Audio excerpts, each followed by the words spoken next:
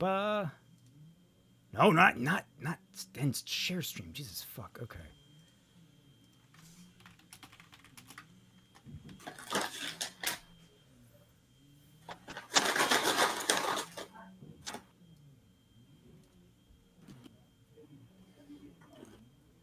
Testing. Everything should be good. Hello. Hopefully people come over here. Yeah, hopefully. Sorry about that, folks. Yeah, that was a lot. Yeah, unfortunately, I have to work out more bugs, it seems. Unfortunate. It does happen when we're doing something new. Yeah. We're just not allowed to have a ship, guys. Nope. Had to land it and put it in for repairs. It's okay. It'll be fine. Now without the lag. Hopefully without the lag. Hopefully. Does this count as a victory for the scuff semblance? Sexism won. Sexism did indeed win. Yes, apparently.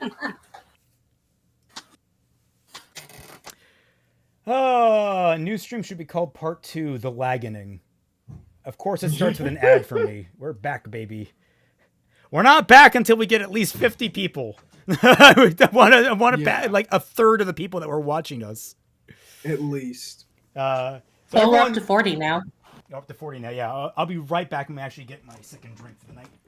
Okay, I guess we gotta entertain the chat a little bit. But yeah, freaking what was the last thing y'all heard us say? Were y'all still able to hear us, chat?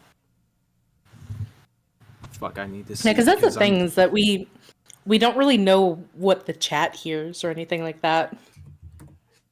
Yeah. How we sound to each other on Discords is very different experience from how we sound in the streams. Oh yeah, obviously.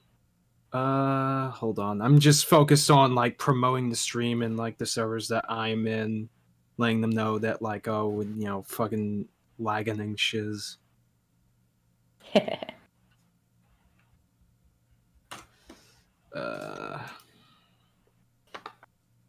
I'm just enjoying my crispers. I have returned. All right, 50 people. Let's get back into it. I am sorry, yes. people. Oh. Here, take this while Celtic is guy's gonna take it and run. I heard garble about the Urza prison scene in the Tartaros arc. Yeah, I heard a bit about that too. Oh yeah, that one was bad. That one was like really, really, really bad. It's really weird that she's bringing up Fairy Tail, which is so awful with its fan service in comparison to My Hero. Mm-hmm. Well, that's what I said earlier, is that, like, why is this video about My Hero? Why isn't this video about Fairy Tail if it's so bad? Well, because it's already accepted to be bad, so it's like, oh, you know, MHA hasn't gotten enough criticism. That's really stupid. It's like, yeah, if everyone knows that it's bad, you can still talk about it. There's no rule, there's no law of the land saying that just because people know that something exists, that it can't be talked about. I mean, presumably she thinks she would be able to add to the conversation, which Fish and Mail Buddy will get him next time. Yeah. All right, well, let's finally continue this so we can stop staring at her ass. Lucy's ass. Here's a thing to keep in mind, too.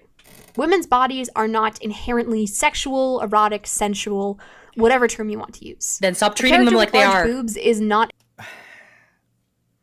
This is a very complicated topic because maybe they are. Like, here's an interesting question. What about, like, nurturing? Like, nursing a child. There is something there that could inherently, like, imprint upon them. I don't know. Maybe there is something inherently in our psychology as an organism. Here's a hot take, lady. We are bioorganic creatures. We want to fucking have kids. Most people want to fucking have kids, and most of us have sexual attractions, even the people that don't want to do that. So, I don't know. It develops. We develop these things. What do you want? Well, I mean, like there's that, but then there's also, just because we are sexual beings and we have sexual desire, that doesn't mean that we should just objectify each other for no reason. Like, I think that that's a bit ridiculous, Raven. Like you mentioned breastfeeding earlier, and it's like, but breastfeeding, even though that it inherently isn't a sexual thing to do, it is literally a mother bonding with their child. That is considered, like, absolutely unacceptable to do in public. Yeah. My question is, what is the line between a sexual attraction and an objectification? Like, you can still have sexual attraction to something without focusing on it. Like, you don't constantly have to bring up the fact that you are obsessed with Yuri. We already know that. Sure. Yeah, but like, I feel like she is conflating quite a bit here with her statements. Like, I find it odd. No, the issue that I'm having with this is, like, she is saying women's bodies aren't inherently sexual. And it's like, so then why are you complaining about it so much as though it is? When not all of the jokes that you are complaining about are of a sexual nature, are of a titillating nature. But she is treating it like it inherently is. So she doesn't realize that she is being hypocritical here. And that's not even bringing up how the male characters are treated in the show. Add source? Guys, I don't know why chat's not showing up. It should be. Uh-oh. What? It should Oh, be God up. damn I it. don't know why. Why is this happening? What? Yeah, what Oh, the there fuck? it is. Why? All right, there we go. We can All right, sweet. freaking... They couldn't take you out, chat. They tried. We got you. Where is the font size? Gotta bump that up for this format. If I want to buy Custom code. What's it? Like, the Momo scene is sexual, yes, but is it like the focus of it just it is sexual, or is both sexual and a character moment? Yeah. Because those exist. Like, those things are not mutually exclusive. They can happen at the same time. Also, what someone's saying sounds sus, right? Everyone knows I'm a horn dog. I don't deny this. I'm a hot-blooded male. I don't deny that. You are projecting, Raymond, and we do not appreciate this. Oh. Inherently or fan servicey because she has large boobs. That's how she is. That's how her body is. Period. End of story. Oh man, I gotta hear this again. A character with large boobs is not inherently sexual or fan servicey because she has large boobs. That's how she is. That's how her body is. Why are you using this example? She's a full-flown character, and so is Suzumiya. Like, this is Haruhi breaching a social boundary hardcore and upsetting a girl in order to tease another classmate about this classmate's big breasts. Like, this is all within character, and it's done very clearly. This girl is disturbed by it, and the main character doesn't seem to be very interested in either. Like, it's within character. It is a character-based scenario and joke. It's a terrible example for what you're trying to prove. End of story. What sexualizes a female character and her body, what furthers the male gaze, is the presentation of her body in a way that objectifies her. If you introduce a character with large breasts, great, if that's all you do. If you introduce a character with large breasts, and there's a prolonged scene where male characters are drooling at the sight of her and she's embarrassed or uncomfortable, and there's lots of close-ups of her boobs or other parts of her body, then you've sexualized and objectified a character right off the bat. Why are you showing an example of the exact opposite of that? But and also that didn't happen with Momo. We got introduced to her first before the sexualization happens. Yeah. We didn't even know, like we did not know her assets until she walked out in her Eero costume that first day at training. And even then, yeah. There wasn't like a long drawn out scene of that. I mean, there might have been like a Mineta joke or something, but I'm pretty sure that was like him commenting on all the female characters, not specifically Momo, and the joke is on him as is usual, you know. Yeah. So like, Arrow costume? You mean the bunny suit? You mean the one that she's being forced to wear by another one of her classmates who is in character because she is literally an all-consuming deity, and she is a complete and utter, like, the whole point is she is she's a hedonistic, like, crazy person, and they're just trying to keep her. Hey, Arrow, it's a joke, lol. Wait, who are you talking to someone or?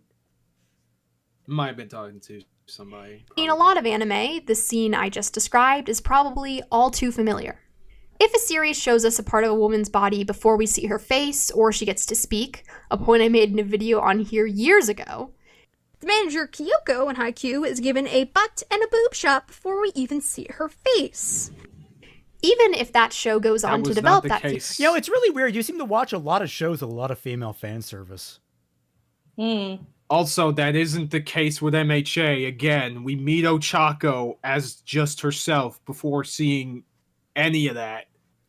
So, I don't know what you're talking about. Female character. We still start off our perception of her by pure objectification. We do not see her as a person. We see her as parts of her body. I love these characters in the clips I'm showing on screen from Kuroko no Basuke, The Melancholy of Haruhi Suzumiya, and Haikyuu who get this treatment. But I think the inherent... No! At the very least, Asahina didn't get that treatment! It was the exact opposite of that treatment! It was a... What are you talking about? Yeah, isn't the whole point in Suzumiya's case that it's subverting it by having a girl sexualizer? Well, it's not even that. It's the fact that you have one character who is clearly crossing a line and other characters that genuinely show concern. The male character fled the fucking room the minute the shirt started coming off. And he's like, I don't want to be here because I don't want to be like... Either he didn't want to be a perv or he wanted to respect her dignity, or hopefully both. Yeah. The problem that I'm seeing with this right now is that this person doesn't seem to understand nuances between scenes. She just says some embarrassing or objectifying thing is happening to a character, therefore blanketly it is bad. There's also the other shot that he had with, I think, Kyoko Shizumi. That was one of those, it's supposed to be from the perspective of the guys that were there. Like, that was what the guys were noticing immediately. So you can call them sexist, fine, but that's part of the joke at their expense. Yeah, it's like set up and then payoff where it's like, okay, she's actually smart or she's capable or whatever, and people actually listen to her. I'm guessing because I haven't seen the show before, but that's a very typical setup. That is very obvious. Sending this from cruising altitude. How are you guys enjoying the video? Well, it took down our airship. I have to do some repairs on that. Maiden voyage and it crashes. So that's luckily I can wall jump, so I'm okay. And I'm a bird, and Twilight is a Digimon. So she just holds its tiny little legs and floats down. I am a Digi-destined, not a Digimon. There is a difference. She has a Digimon. That's what I said. Yeah, okay. You held its leg and it floated down with you, or floated you down. Anubismon does have wings, so. Oh no, a second stream has hit the tower.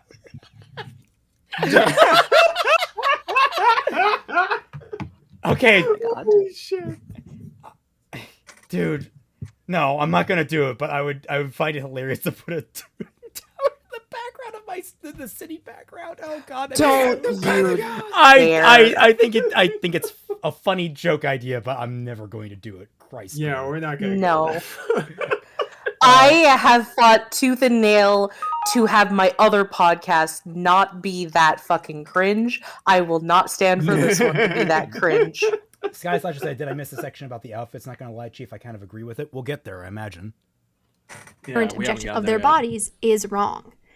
Let's look at some MH8 characters to see the male gaze in action, shall we? Oh, here Now, we go. I do think that fan service / the male gaze can actually meaningfully serve the story or plot. This is an extra episode added by the anime. It's an OVA, Yeah. it's a side story. So But such a it's not serving the plot. As a counter example, it's a side story. It's the characters relaxing. Right. thing Like they're in a is very beach, rarely done and and rarely done well. There's an example in the first episode of MHA, one of the very first scenes of the first episode. This bit of fan service I don't hate as much as I normally would, because it serves the world building. We see a bunch of pro heroes fighting this giant villain, and hero Kamui Woods is about to nab him when a hero making her debut, Mount Lady, finishes him off and claims credit for his defeat. We get a gratuitous butt shot, and she winks at the many cameras taking pictures of her, saying today is her hero debut and she's pleased to make your ass-quaintance. Okay, I do hate this a lot. It's kind of terrible, which is my default position on most fan service, but it actually tells us something about hero society and the world of MHA. Mount Lady is literally Mount using Lady her sex herself. appeal to garner media attention to become a more prominent hero. In this world where heroes are both combatants and public figures, it makes a ton of sense that a new hero like Mount Lady This butt shot isn't gratuitous, really. Yeah, it is a butt shot. I would not call it gratuitous. No, it is not.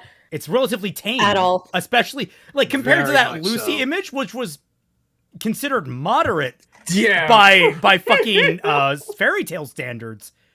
It was tame. Holy shit! Yeah, they could have Also- gone way, way further with that.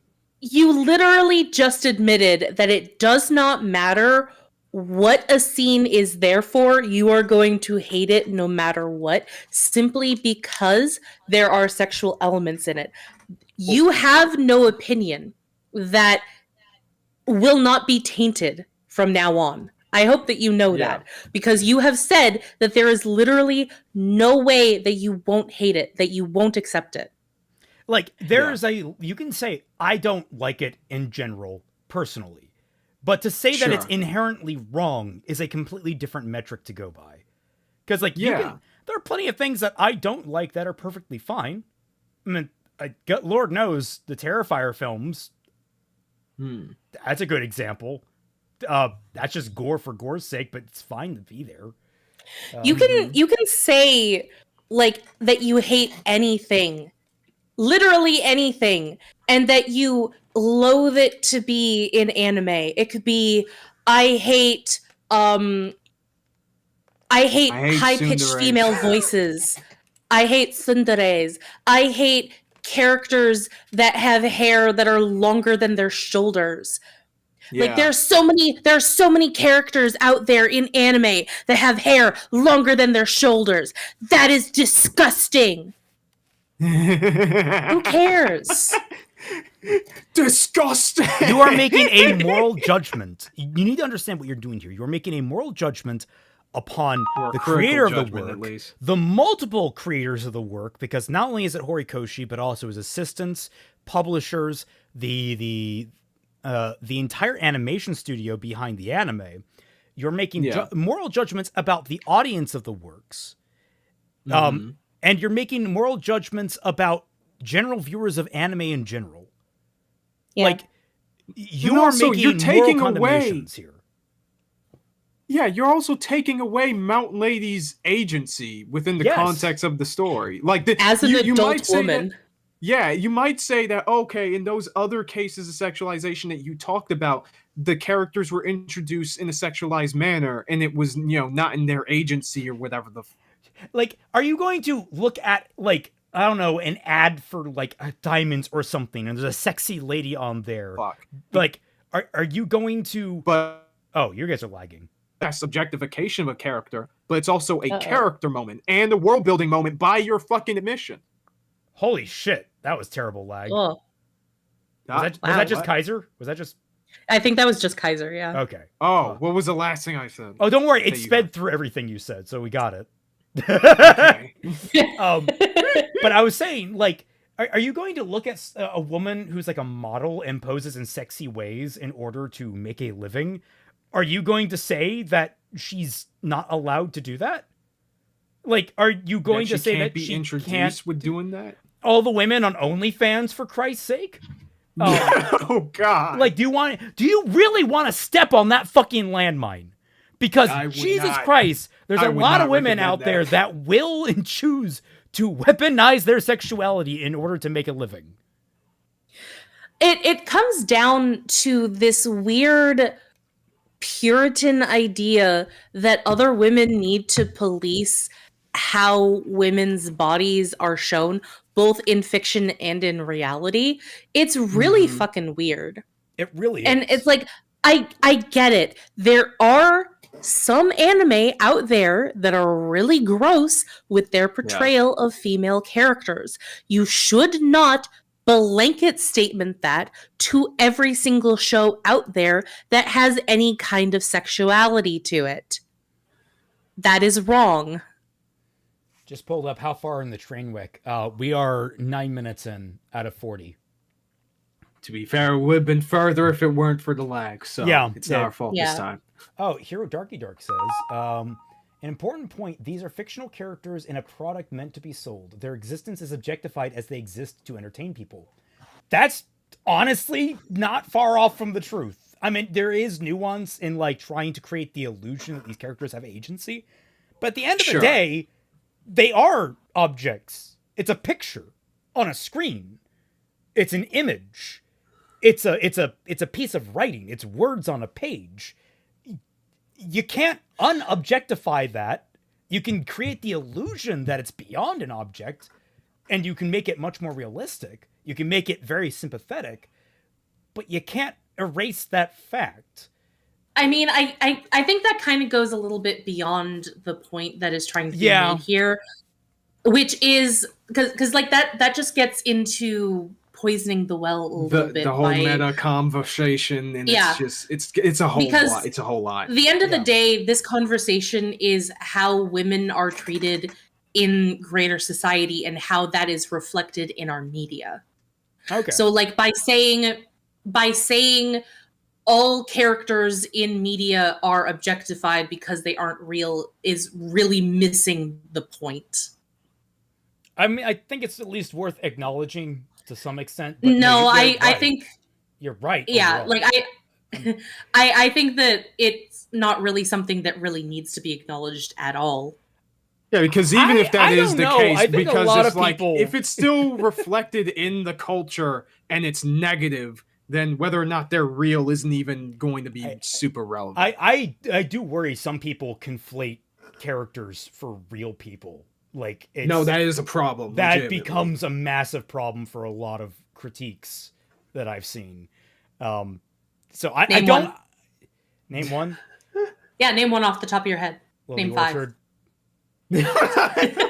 No, I said name like a specific video, not a specific person.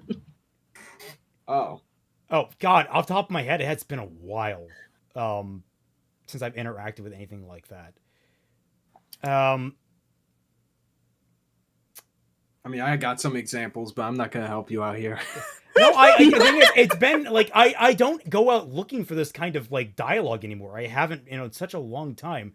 Like I could talk about the Reddit arguments I've gotten into on Ruby, but like I don't remember any of their fucking screen names. Yeah, you're right, Tanya. What is it? Some people think Jesus. Lily Orchard is too easy. Yeah, exactly. That's a good example there. But she exists. She does that a lot. No. Unlike the characters in a show. Unfortunately. Lady would trick the public in whatever way she can to get ahead. This is honestly a really helpful bit of information to give us in episode 1, because it draws an instant parallel between the hero culture of this world and the celebrity culture of our own world. No, we are not real. I'm sorry to tell you that. We're actually just a very advanced AI. In the same way, it's easier to become a famous celebrity if you're good-looking, young, cool. It's way easier to become a famous hero if you're good-looking, young, and cool. It gives us, the audience, an easy entry point to understanding the world of heroes. Did you have to draw this parallel using the male gaze? No. But at least a female character is keenly aware of how she can use the male gaze to empower her own hero celebrity. That's literally the point. Yes. The point. You had to, because that was part of it. Yeah, there are different ways. There are different ways of skinning a cat, but that doesn't make this way wrong. You can't have a character simultaneously purposefully objectify herself in order to get ahead in the world and not show that actually happening. You can't what have you it. just said is like yourself.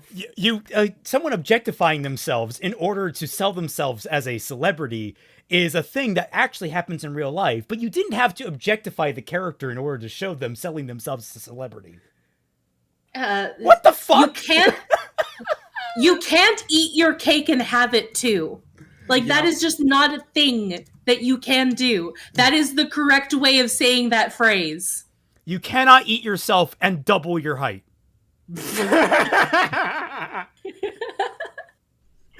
This is certainly one thing people point to with fan service to say, look, it's empowering, see? Women using their sexuality for their own purposes or as a weapon because it's an inherent part of their character. That's cool. And sure, sometimes characters have their sexuality interestingly tied into their identity and aesthetic in a way that makes their use of the male gaze a contribution to their character or the story. Which you just said was bad for her, so yeah. I'm waiting for the shoe to drop here. Like Mount Lady in this one scene. But having watched... Thank you for zooming in on that. That was absolutely necessary of you. That was you doing that. I was gonna say, you can't say this and then in your own video emphasize that shit. Fuck off! You are sexualizing these characters just as much as the fucking show. Watched anime and also having consumed a lot of media, generally speaking. And yet you've only shown 5 of them at best. Anti-dimensional Lord Kaizen says, I can eat cake and double my size and girth, Celtic Phoenix. You know what? Fair. Yeah, for real. Of male-oriented fan service does not have this kind of insightful character building that makes its presence feel warranted. Let's look at Bubble Girl. So, Okay, to be clear, Bubble Girl is a side character. She's actually, like, I want to say, quaternary? She is a side character of a side character. Yeah. If that. Yeah, no, I would say that. Like, Bubble Girl is just meant to fill out the roster. She is not meant to really be a character. And in that she's sense. fan-submitted! She's not even an original design by Horikoshi. She won it was a design that won a contest. Oh, but Raymond Horikoshi did not have to pick that one. I don't know. She's cute as fuck. Fuck you. I love Bubble Girl. Why doesn't anyone talk about, like, Centipedal? Like the centipede guy. Centipedal. Oh, right. Remember Twice in the necks? Holy shit, he's got a lot of neck to go around. My God, Twy over here is getting hot and bothered over him, and you're just completely ignoring that. I hear living with rats and roaches, but this shit's ridiculous. No, it's next. I'm not it's into next. bugs. I made a joke that I'm into Centipedal is a dude? Yes? I'm pretty sure. Yeah, it's obvious they're a guy. What? Also, the stream lagged for me a bit. Did they showcase my... Oh, did you post new art, Deaderex? Oh, I didn't see. Oh, we got bopped again. Let me double check.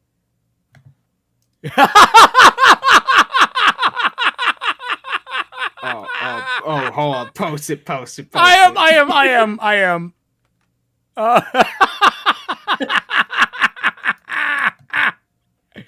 Oh, this sexism wins. Sexism wins.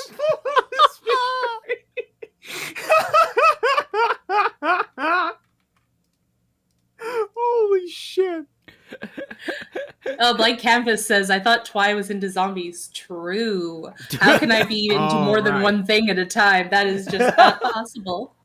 Yeah, a woman could be into more than one thing. I wear this woman would get a stroke from Keijo. Oh my god, don't tell her about Keijo. Don't tell her about that. Nah. What? Keijo is About the Keijo, anime where an it's anime. literally, it is a super fan service anime where the entire point, it's one of those it's like water sumo wrestling, but instead of like pushing it's each butt other, wrestling. they use butts and boobs to push each other around.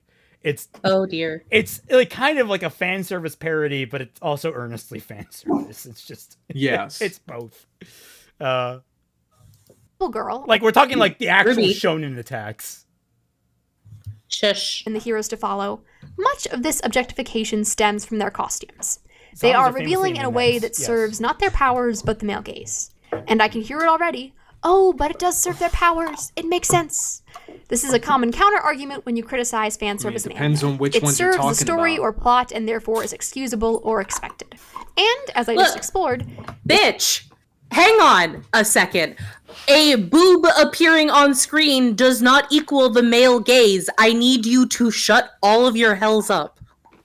Yeah. Yeah, you literally said that earlier. You said that just because a character has that doesn't make it sexual, and now you're walking that back. I guess she's Is it saying that because of the she's camera saying the angle? Is it costume because of is the- inherently sexual, and the camera is there, which lets you linger on it. I guess. Yeah, I Nobody guess. is looking at her under boob. They're like looking at her face. I think both this and the Yeah, I arc was that about broke to say. MHA brings to light how much bad faith criticism is thrown at MHA. Yes. Yeah. God, I got a comment the other day where someone was basically like, yet another criticism of the arc that broke MHA that just invents stuff for MHA that isn't actually there. And I'm like, what the fuck did I invent? Prove it to me. Actually make an argument. Don't just vague post. What? this occasionally Yeah, shadow boxing is crazy. It's Oh, shadow the boxing dogs are season. getting restless. Probably because I'm getting upset. So now they're coming to see me and see if I'm all right. Tell them Yeah. we found someone for them to go play with. Just do it roughly. has merit. Yeah, But if they're to gonna jump up on criticize me fan and service you in hear me anime, screaming, it serves just the know that story it's or that. plot and therefore is excusable or expected. And, as I just explored, this occasionally has merit. But does fan service always serve the story? No. Hard no. For Bubble Girl, the practicality of this costume is non-existent. Her powers do not require underboob. She can make bubbles with specific smells. That's her power. Horikoshi did not actually design Bubble Girl. A fan did for a contest. Okay. He just picked this fan's character and design over, presumably, hundreds of other entries. I doubt there weren't hundreds of other entries with other interesting quirks and actually practical costumes. Why did he choose this one? What is so compelling about it? Because she's cute and emotive, has a lot of personality in her design. Yeah, so he thought, maybe I can use her to get fans interested in this new arc that I have going on. Sky Slasher says, Bubbles! I second that. Like the thing is that I don't know if we are even shown what other kinds of entries that there were. Do we? Yeah, no idea. No, I don't think we've ever seen them. Yeah, so like we don't know. And there were probably a whole bunch of entries that were, let's face it, not all that good because maybe the kid just doesn't know how to draw or whatever. He also chose a lot of Centipede. those Yes. a lot of entries will be not picked just because of that. A lot of them, maybe they're not all that aesthetically pleasing. Maybe they're a little bit too complicated of a design to be put into an anime where they need to draw these characters. Maybe they hundreds were of too times. Which makes sense. sexualized, potentially speaking. Maybe there was too much skin. Huh? Yeah. Which, and especially on the, like, you know, the character design point and how easy they are to draw. That is especially true in the case of the overhaul arc, where there is a shit ton of freaking characters to keep track of and design. The thing is that we ultimately don't know the deciding factor for Bubble Girl, just that she was. And you're making these assumptions that the only reason why she was chosen is because she has a sexually objectifying outfit, when you do not know that. Yeah, and this is the MHA fandom. Like, you mean to tell me that this is the one that is sexualized the most among how many other pictures? That is ridiculous. Got very lucky with this Google search because I forgot I probably don't have safe search on. Oh my god! I just okay. A while back, I held a fan art contest where readers were asked to submit original designs for heroes. The plan was to introduce the winning design to the story. This was that character. Given all the work involved in bringing her into being, she won't be some forgettable one-off character. I'm planning to use her a lot. That's all he has to say. Favorite thing: baths. If anything, I'm disappointed she doesn't show up more. Yeah. Great Brett says, so honest question, Celtic, is this video worse than the preparation and deliberation third thing video? They're bad for different reasons. Brandon, what do I mean by that? I mean, I Googled a character from My Hero Academia without safe search on. That's what I meant. Motherfucker, have you seen how much goddamn porn there is of this series? There's a lot. I was just I don't even. This is the browser that I use for my work. I don't use it for my personal stuff. I'm not that crazy. Okay. This is made more awful by the design stating that she was a 16-year-old. Horikoshi aged her up and made her 21. So she's an adult, and if this is how she wants her costume to be, more power to her. But the fact she was intended to be 16 and that the weird underboob thing is unrelated to her powers rubbed me the wrong way immediately.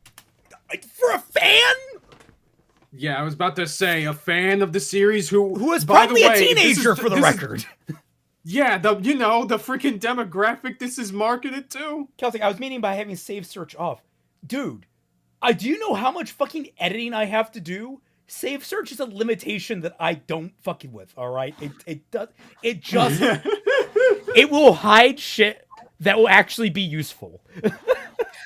I find her statement about this being really gross, but also irrelevant. Because she already said that Horikoshi aged her up. And that it was the fan that made her 16. That's not his fault that the fan made her 16. So what does it matter that she used to be 16 and then she got aged up to 21? What does it matter? For the record, I don't like it fine, but it's not a relevant point to bring up. Do we know any more about her as the person that designed her? Actually, this is a good idea. Bubble Girl. Who designed Bubble Girl from MHA? That's a question I would like to know. She was created by Araba Cheetah, a winner of Hero Design. Araba's originally she was 16 and described as UA student. This was changed in the manga with her increased age. So Araba Cheetah. Who is Araba Cheetah? I wonder if we can get anything on them.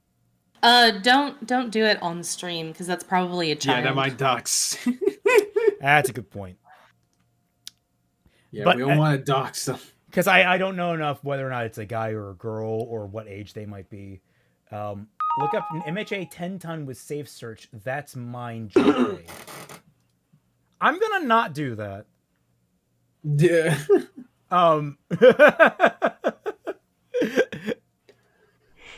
Worse, when she was chained up and tickled, quote unquote, by her mentor Night Eye. Hey, but what the hell does this serve other than some very particular fantasy for a straight male viewer? It's to show how fucked that Night Eye is. And also... What do you mean for a straight male viewer? Most male viewers don't get sexually turned on by being tickled. That is a very specific fetish.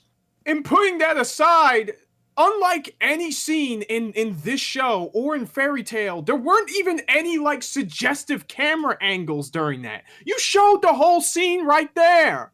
We see go right back. Let's go get the play-by-play there. We get an establishing and that the weird shot. underboob thing is unrelated to her powers rubbed me the wrong way immediately.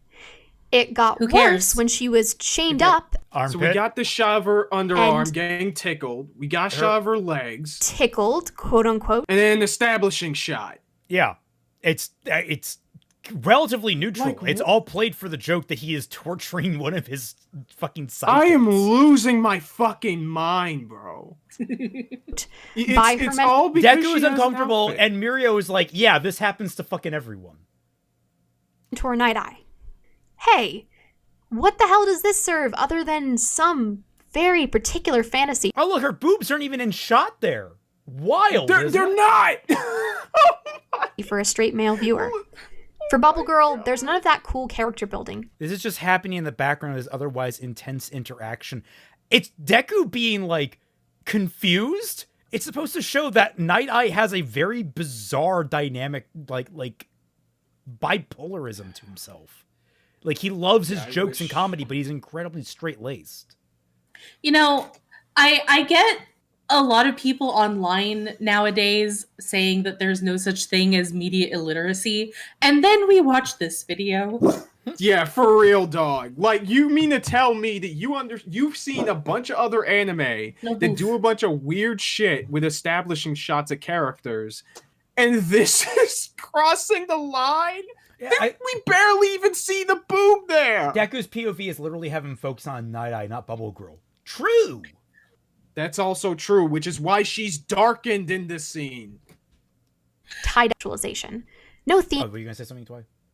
Oh, I was gonna read out that Neptune says, not gonna lie, the tickle scene made me very uncomfortable. It's like, yeah, it's supposed to, because it's the fact that Night Eye is kind of a weirdo in the way that he makes people laugh. Yeah.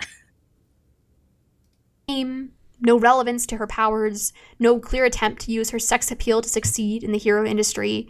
She has this costume because it looks cool and sexy, I guess, and it makes the scene extra titillating for a male viewer. That's not even how it was done. It's not how it was handled at all. What's the point? What is the point? To show that fucking Night Eye is weird. And the point is to respect the creator of Bubble Girl and their character design that was liked enough in order to win the contest. You're not going to change her into a completely different outfit just because it's a little bit too sexualized for an adult. I can't believe that this person is making so many concessions by saying this is okay and this is okay and this is okay, but for some reason that she can't fully explain, she's still upset about it because it is still, at the end of the day, sexualization. Are you just building a psychological profile of this girl's, like, fetishes? Dude, it's crazy. I'm just thinking about this, and I'm just seeing that scene from The Notebook. What do you want? What do you want? That's what I'm seeing right now, dude. Holy shit. If the creator of Bubble Girl was a woman, how would you feel? Excellent question. You know what? That's fair. What if the creator of Bubble Girl not only was a woman, but it was a woman that said, I want you to tickle her.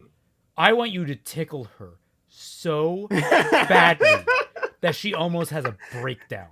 What that? I want you to tickle her like one of your French girls. Okay, if a woman finds it sexy too, is it still just the male gaze? I'm surprised that she's even saying that this is the male gaze in the first place. Like, is any amount of boob on screen where you can see a little bit of skin, whether it's like a low collar or something like that, is that suddenly the male gaze? Should women, Twilight, in order to not be objectified, do we just need to wear Victorian outfits and Lolita all the time? Twilight, this completely shits all over her argument earlier about Natsu. Yeah. And other male characters that just have their shirt off and are muscular. Congratulations, bitch, you played yourself. God, someone says, is this is this another Nothing Burger or something like that? Is this another Kill la Kill non-traversy? Maybe. Yeah. It's about along those lines. Kill la Kill is a little more thematically tied to its fan service, but this is pretty bad, all things considered. I agree with her when she says the definition of male gaze is specifically when the shots are meant to focus on female body parts in order to objectify them. But that is not what this scene is. That is not what the majority of MHA scenes are. So how is it male gaze? How? You cannot say that anytime a female body part that could be potentially sexualized is on screen, that it is suddenly male gaze. You cannot say that. But, I refuse to allow you to do that. Rain Bonana, don't feel bad for this girl. Just because Lady Nagant hasn't shown up yet, you still have Mount Lady, you have Midnight, Ochiko, Momo, Suyu, Toru. Miruko introduced yet? Who? I think she was. Miruko. Miruko. No, not in season 4. Not in season 4. Did they have the leaderboards in season 4? They might have.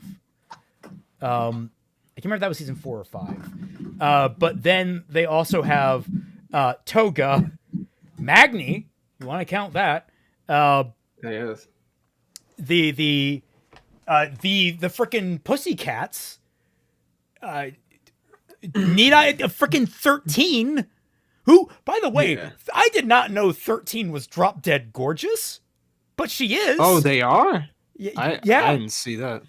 Oh yeah, 13 is frickin' cute as a button, and they hide her under that baggy outfit, and it's amazing. It's like, wow, you were really bold doing that. You just hid possibly one of the cutest characters in the show under a really unflattering outfit. Go for it. Titania says in chat, to be devil's advocate, is underboob the same as male chest? By her logic, yes. Yeah. Because the underboob wasn't even shown in a shot, especially not in this scene to be suggestive. It's an outfit. And she said earlier that the outfit being there isn't a problem, right? And you, again, going back to what she said about Fairy Tail and Natsu, and what she ignored about freaking Gray, like, the math ain't math in here, people. Guys, this is what 13 looks like outside of her outfit. It'll show up on stream. Oh, okay. Well, I'll post it also for you. Oh, she's cute. Yeah, she's a cutie patooey. I love her a lot. She'll be my 13th reason why any day. I'm joking. What the fuck? Yeah, we see her face. Like she's super. She appears in the anime forgot too. She showed. Yeah. Oh, I forgot they showed her face in the arc. Right. Yep. Everything was kind of blurred. Oh god, today's stream is just full of ups and downs. Yeah. This isn't to say you can't have sexy female characters who are just sexy. No other reason than that's how they are. Like, hell yeah, that's awesome. You are literally saying that's bad. I don't believe you. You are literally making a 40-minute video complaining about that very thing. I do not believe you when you say that that's okay. Liar! God, I am so like I'm losing the plot with this lady. I don't know what she fucking wants. I'm having a bog. To have a sex character in a way that doesn't objectify and belittle her. And no other reason. What's the point? What is the point? This isn't to say you can't have sexy female characters who are just sexy. No. What does that mean if you don't? Yeah, what is your standard for that? At what point does it become objectification? Define that, please. That's what I want. Yeah, we need a line. We need like a gauge. You say it is okay for a character to be sexy, but at what point does sexy become objectified? I need to know. You're not defining this. No other reason how they are. Like, hell yeah, that's awesome. But it's possible to have a sexy female character in a way that doesn't objectify and belittle her, and most media fails to do sexy female characters in that way. There's debate to be had over how you portray women in media to be both sexy and empowered while not serving the male gaze. And fundamental debate in feminist theory. I'm not going to solve it in a YouTube anime analysis video.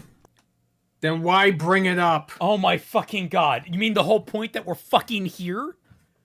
So we're wasting our time. Thank you. Goodbye. Izanagi, you Can I have my time hungover back, from please? dinner, but while these bad takes might sober me up.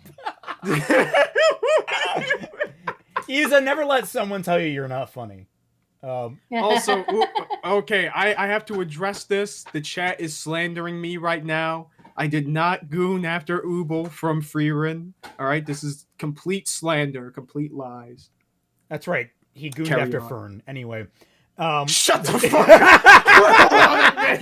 CR Art World says, I do think there is some fan service in MHA sometimes, but it isn't super egregious like Food Wars. Also, the tickling scene shows Night Eye having a focus on smiling and laughing. Yes, that's. Oh yeah, because it's about like creating a hero that has as much charisma as All Might, right? Right. Yeah. But Koshi's female characters just aren't empowered. They are sexual objects. They are meant to please a male viewer first and foremost. I love how you're like, it's okay to have a sexually empowered character, and then you say that none of these characters are empowered. You cannot We're gonna say that characters that have personality, have character arcs, have importance to certain parts of the story are just there as sexualized objects for the story, but simultaneously say it's okay for characters to just be sexy. You cannot say that. Those are mutually exclusive things to think about and to say. Wow, we got 4 super chats here. Jose damn. Galagarza says, Galagarza Quadruple says, combo. Twilight, I'm giving you the Blades of Chaos. Finish her. Mark Lou says, is there an Jesus example of a Christ. shot going too far? If so, why? We talked about that in the first half of the stream. Yeah. This video, Mystic Master, this video's been on a watch list for a while, and now I'm glad I've been putting it off. These are ass takes. Yep. The Epic These Kyo- are 2 packs of ass. The Epic Kyo says, late to the party, just wanted to support and say you guys' streams get me through the day and have helped me develop my own comics. You guys rock. Well, I'm so glad to hear Oh, that, appreciate Epic it, Kyo. dog. Hope the comics are going well. Yeah. Yeah, I hope the comics are going well. I'm glad that you enjoy our stuff. All right, let's let her get I'm- to her fucking point. Uh, Whatever awful point Do we- it's going to be now. YouTube anime Do we have analysis to? video. Yes. But most of It's our Horikoshi's job. female characters just aren't empowered. They are sexual objects. They are meant to please a male viewer first and foremost. what Even does if he was what does going for that empowerment mean? What does What's an empowerment mean in example the of sense? a character who is sexy that is empowered? If Mount Lady, who literally by your admission is doing so willingly in order to get ahead, does not reach that bar for you, what character does? What? Yeah, because that's the thing about empowerment. Empowerment back in the day when, it was actually important for us feminists to talk about this shit. Empowerment literally meant women taking control of their bodies and how their bodies are seen, no matter which way that they choose to do that in order to have power. You are empowering yourself. Whether that meant taking away sexuality from yourself in order to have some peace of mind, or to embrace your body and to embrace sexuality and femininity in a way that made you feel powerful, that is still empowering yourself. So I ask you, if there is a character that is sexy and knows that she is and uses her body in a way to empower herself, and also has good characterization and a character arc, how is that not empowering? Because we see that several times in MHA. Yeah, Twilight, you would define yourself as a second wave feminist type deal? Yeah. Even though that I was born during the early wave. third wave, we're currently in the fourth wave or whatever. I'm still relatively on the cusp of second wave, third wave feminism. Yeah. And I just wanted someone asked about you being a feminist. I just think that'd be good to clarify. Yeah. My feminism basically boils down to we should treat women like people. And we should also treat men like people, because it is important for us as women to also see men as people who also have their own problems. Because if we can't see how other people are suffering, then how can we ask other people to see that we're suffering? Yep. Yep. Ah. That's fair. Yeah, and this woman's just all like. I'm trying to think of how to phrase this. What if there was a character that wanted to be a housewife, like the standard typical 50s housewife, but that was just a life that she found appealing and wanted to go for it. And then she wanted to also be sexually appealing to her husband. And she did constantly because she wanted to be sexually appealing for the person she loved. Are you going to start blaming her, like character-wise? Raymond, if people are gonna shit all over that on TikTok, that there's no way that's gonna fly in an anime. Yeah, I was like, but you're like, I'm with Twice. Like, you're trying to control what another woman does with her own agency. Exactly. It's like it's so disgusting to me. More lag. Yeah, exactly. Like I said, if Mount Lady doesn't clear this bar, what the fuck does?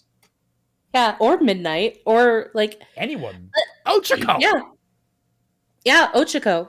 Like, it baffles me, because a lot of these characters have different personalities, different ways of looking at their body. Some of these characters are insecure about their body. Some of them are not. Some of them are very confident with their bodies.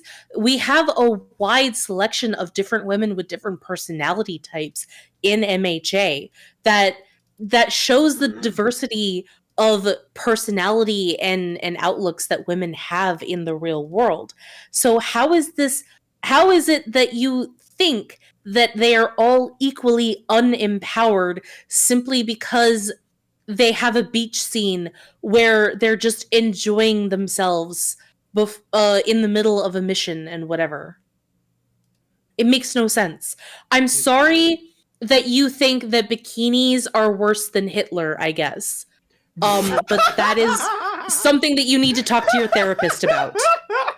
Apparently, we're getting a bit of lag again, and I am getting very frustrated because it's not on my end. It's on the stream itself. So okay, yeah. Is it still happening, guys, or no? No lag here? No okay, lag so here. It might just be other people. Like, it seems relatively stable, Yeah. though it is telling me that I apparently have my keyframes. Why are there keyframe frequency? Why are there what the fuck is a keyframe frequency? I've never heard that used for streaming, and I've been streaming for years. What the fuck? Okay, I'll look into that later. Perfect empowered feeling, aren't empowered. They are sexual objects. They are meant to please a male viewer first and foremost. Even if he was going for that perfect, sexy, but empowered feeling, I would say, well, this is bad interpretation of empowered sexiness. But he's not. Tell us how. Plus, not everything has to comment on the intricacies of the male gaze. Shonen manga aimed at primarily middle and high school boys might not be the best place for a strict interrogation of feminist perspectives. And yet you're doing that right now. If more authors did do this, but I understand why they might not. But you can't use the excuse, oh, this hypersexualization of a woman is empowering, if said woman is completely subject to the male gaze. It's sexist. That's not what we say. We're not saying that objectification of a woman is still empowering, because we are questioning whether or not it is even objectification. Yeah. And we're on side, that point. You moved on to the other point. We're still here. I have also a counter to this in the form of, you do not get to decide how anyone fucking looks at you. Like, I could take this frame of Kaminari's feet, and I could find a foot fetishist out there that will be salivating over this. This is not an inherently sexual image, but you can find anyone in the fucking world that will find it sexy. Yeah. That is because you do not control and cannot control how someone else is attracted to something. You can't change how they objectify someone. You can talk with them, you can help them try and change their mind, but at the end of the day, you're not going to be able to change someone's interpretation Attraction, of reality or attractions. Like, you're, Wasn't there like a big hullabaloo when Volume 8 came out because Penny had bare feet? yes. Oh yeah. Now, we all had it on our end because it was ugly as fuck. But other people, my God, the fan art after they that. did not care. They did not care. That's it. A minor point, because I don't care very much about this character, but this is exactly how I feel about Midnight. Sure, there's an in-story reason for her to have a sex goddess getup. Her quirk releases an aroma from her body that puts people to sleep, and it works better on men. So somehow this means a dominatrix theme. But every aspect of this getup is done in a way to objectify her. Not to develop her character, not to explore how sex appeal works in hero society, No. not any I meaningful mean, you're engagement. lying. Now you're just lying. You're lying. now you're just saying you Everything. didn't pay fucking attention. Literally, Everything. they had an entire conversation about how quirk laws around sexualized outfits had to be changed because Midnight was trying to push the bar that hard Yes. to objectify and sell herself as the R-rated hero. She is literally the 18-rated hero. That is her fucking name. Oh Yeah, and my that's what she God. wants to freaking do. There is. It's amazing. Sorry. It's just amazing how dense this chick is when it comes to characters and characterization, like with Midnight. Because everything about Midnight is in display of her personality and her thought processes. Out from her outfit, sure, which is very sexy. And I didn't like it at first until I got to know Midnight as a character. And now I think she's pretty great. But just seeing Midnight as a character on screen out of context in Discord didn't make me interested in her as a character. But that's just not all that Midnight is. Her personality is very much pushing the bar for appropriateness because she is a very sensual character. She gets excited for any kind of display of affection in public. She is very teasing with a lot of her words. A lot of her personality is dedicated to that, not just her clothes. That is not objectifying the character. That is her showing her personality out on full display. It's her expressing herself effectively. Yeah, Dude. It's her expressing herself. Are you saying that it is wrong for an adult female character who is very lewd to express herself simply because a guy, a male person in real life might look at her and then want to like look up porn of her later on Rule 64 or whatever? Dude. Whoever in chat earlier said that, yo, is this chick gonna like get mad at Bayonetta? Dude, you're gonna take the W. I feel like we're at that point because Midnight is literally this show's equivalent of Bayonetta, and apparently that's not good enough. Yugok says, what if Bubble Girl was designed by a lesbian? Excellent question. And then Jose Galagazara says, ooh, let her speak of Midnight. I'm gonna take Kaiser's armor and throw hands. Feel free, buddy. Hey, whoa. I got plenty others, okay? Yeah, You don't need to you can borrow one of his spares. Mystic Master says, didn't you know women in fiction only objectify themselves because a straight male writer is making them do it /sarcasm? Yeah. You know what? This gets into a complicated question of like, what is like, this is why I did bring up the whole characters are objectified, is they will then try to go down the line. If this argument doesn't hold as this character has agency, they will then step up to say, well, she doesn't have agency. She's being written in the objectified viewpoint of a straight male writer. And that's why I think it was important to qualify the nature of the objectification of a character in general, because they will automatically, they will want to try and escalate it in order to try and prove themselves right. I'm just trying to. And this is why This is why I think that it's important to talk about manga like Cage of Eden, because Cage of Eden is a very blatantly objectifying manga, because it does not matter the personality of the female characters, it does not matter their place in the story, or the circumstances of what's going on in the plot. There is going to be a panty shot. There is going to be clothes that are ripped in the front so that you could see the cleavage. It does not matter. There's only literally one character that you can say has any kind of personality outside of a damsel in distress, and she is one of the main fighters of the story, and she still gets objectified as much as, if not slightly less than the damsel in distress girls, including the main love interest for this harem. Twilight, dude. Yeah. There you are, reading your survival horror anime, when suddenly you see a panty shot. You didn't ask for this. You didn't choose this. But they're the fucking... You can fucking bet. Those videos are on our list, by the way. Extra credits, The extra credits on, like, in particular, the You're a Nazi one and the orc racism one. Because, man, no. they are so tried They and are true. so They are... bad. I can't fucking wait. And I do want to say very quickly, the manga for Cage of Eden also kind of objectifies any man that isn't the main lead or like the side rival lead, because those are the only characters that the manga, aside from like the jailbait, I don't even want to call him trans really, because he's literally just there for fetish material. No.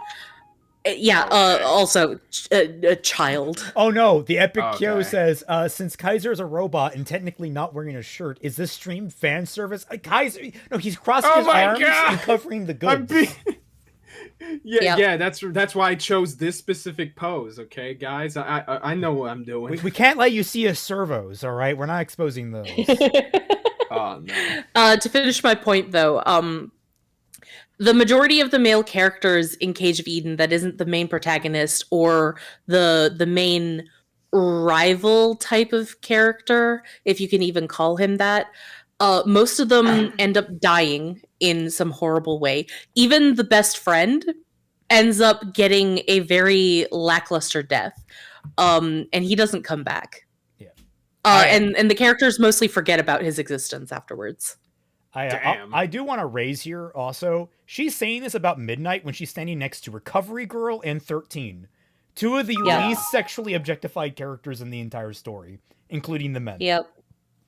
Yes. Yugok says, wait, doesn't she basically say that men can't, as in should not be allowed to, write female characters? Does she? Uh-oh. Wait, what? No, Oh, she better fucking not. We're going to have problems. Better not. Crossover 4 says, as someone on the left, I'm annoyed at all the bad videos seem to be people on the left. Dude, this is like a very constant I was going to say, like, what the don't worry. We covered Synthetic Man, and he more than makes up for quite a few. Yeah. Holy shit. Trust me. The way I kind of view it is there are more bad left-wing channels, but they're bad right-wing channels. They make up in quantity what they have. They make up in quality what they didn't in quantity, and I mean in quality of badness. Yeah. Engagement with X workers. It's so, presumably, straight male viewers can look at her and go, that's hot, and objectify her. She low-key flirts with the students, and I guess it's a part of her power too, but it's so weird. No, I don't like her. Any aspect of her. That's her personality. She's a flirt. Yeah. What the fuck? So she flirts with literally everyone. The only person that she doesn't flirt with is Mount Lady, and that's because they hate each other because they're so similar to each other. They constantly have cat fights. Lady, there are some issues with Midnight's character that I do have that have nothing to fucking do with this, and this is the best you got. I'm so sorry. You're just saying, oh, this character is acting in character. I don't like it, and that's bad. Wait, 1 minute. Sorry, the book just said people should stop talking about sexuality and hunt for the Eye of Ra. What? I wasn't aware we were in the Mummy spinoff. Holy shit. Yugok says, I mean, because she pretty much said that any female written by a man has a male gaze, and that's bad. She hasn't said that yet, I don't think.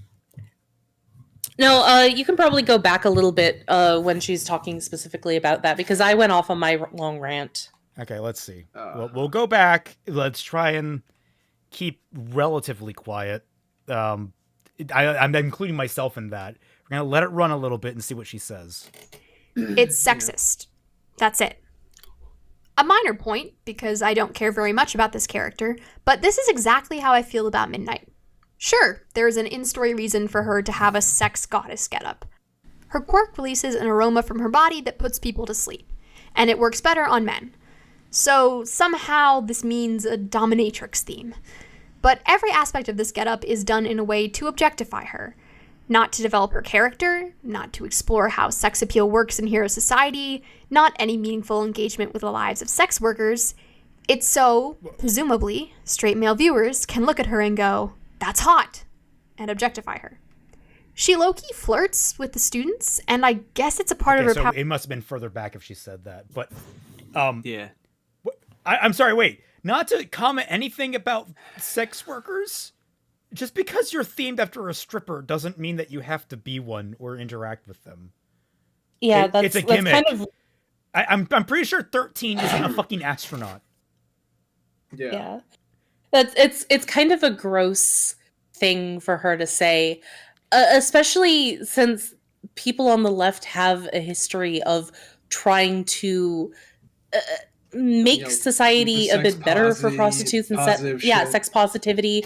But I find a lot of people who say that they usually say that out of one corner of their mouth, but at the other corner of their mouth they're usually being so judgmental about sex workers and people who dress up in any kind of fetishistic way. It's really weird. I think I had a stroke. I'm a huge Angel Dust fan, and he's a male stripper. Is Angel Dust male, or did they... I thought Angel Dust was supposed to be, like, Angel Dust... binary. I am pretty sure that Angel Dust is considered male, yeah. Okay.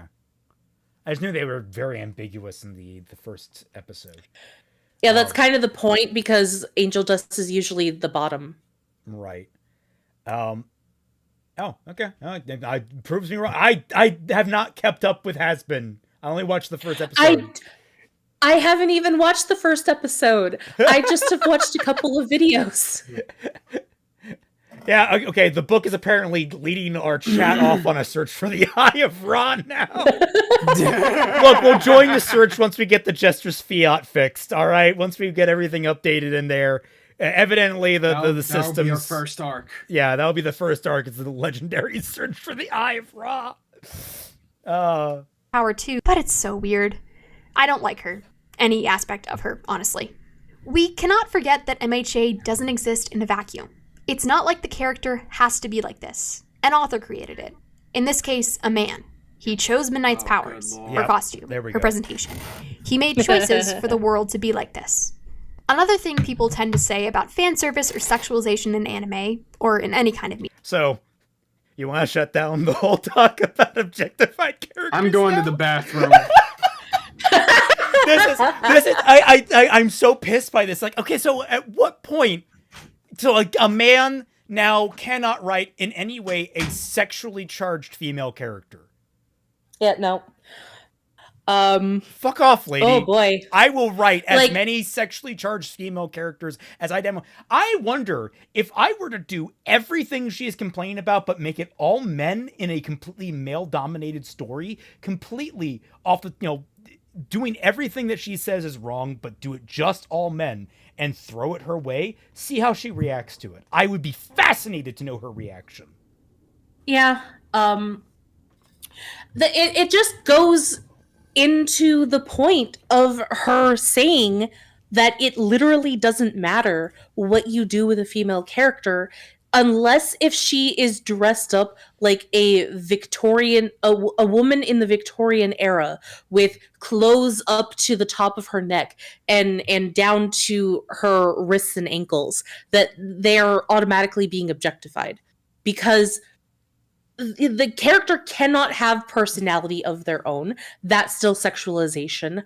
A character can't have any kind of it can't be written with any kind of agency built into their character. That is still objectification, because ultimately she's not complaining about a character who is written to be this, that, or the other. It's the fact that a person in real life is writing about a sexy character who happens to be a woman. And that is the worst crime.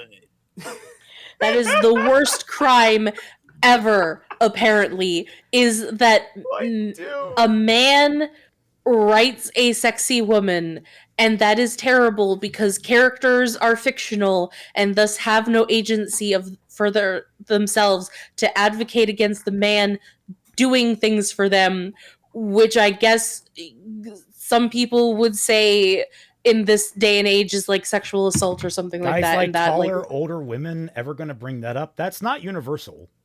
Yeah. I'm sorry. Hag maxers aren't a minority, guys. Yeah, I prefer Bubble Girl over Midnight any day. She shorter, cuter, like that. I'm all for that.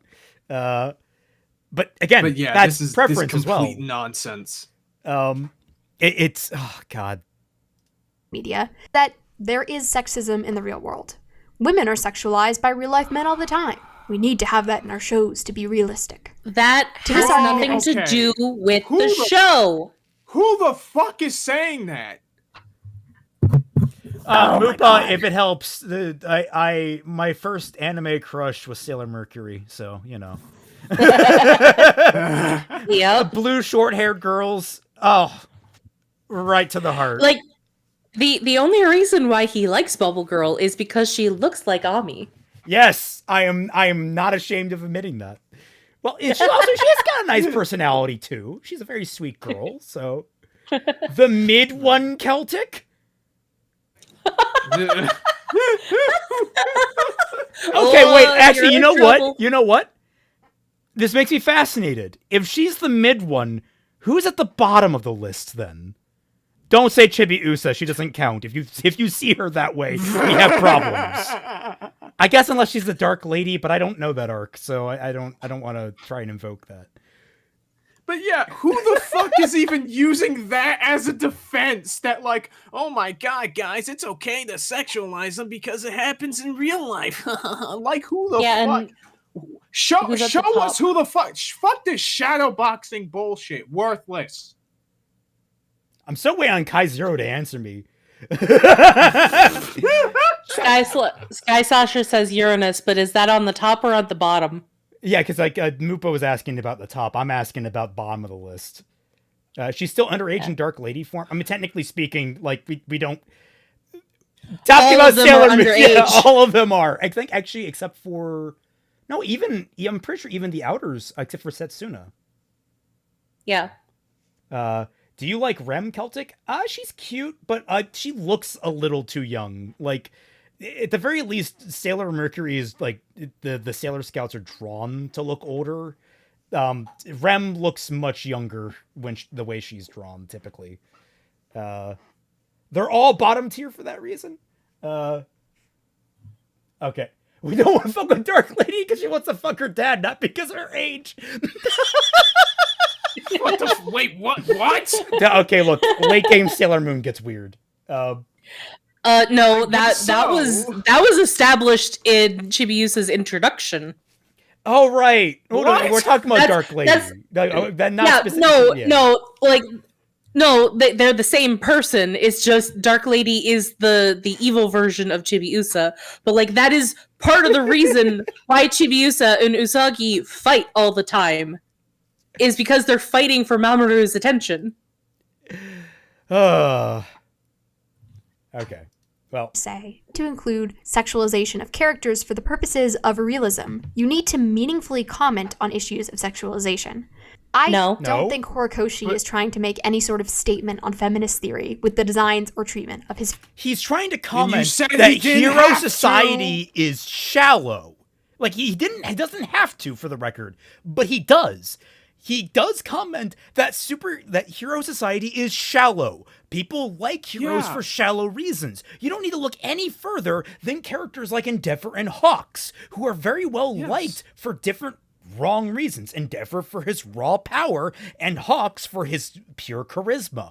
But at the end of the day, they are both immoral in their own ways, and that goes under the rug because Hero Society doesn't care about the nasty underside. The irony here is that Midnight is an upstanding, moral character. She is actually a very good person at the end of the day, despite this outward show of what you consider to be an immoral thing of being objectified or willingly choosing to objectify herself to gain fame and ability. Like It's almost like that's one of the core themes Sailor of the Moon show worth or it? something. I need to revisit it. I know the manga is not worth it, neither is Crystal. But the original anime, I want to go back because I remember really liking it as a kid.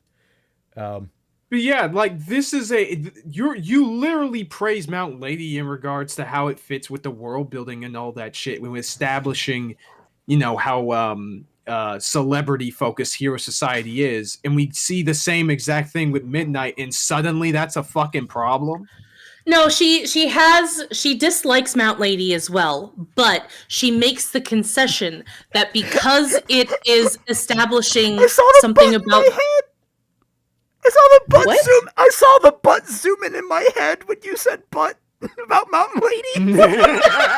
I just immediately, I'm like, oh god, she's fucking poisoned my brain.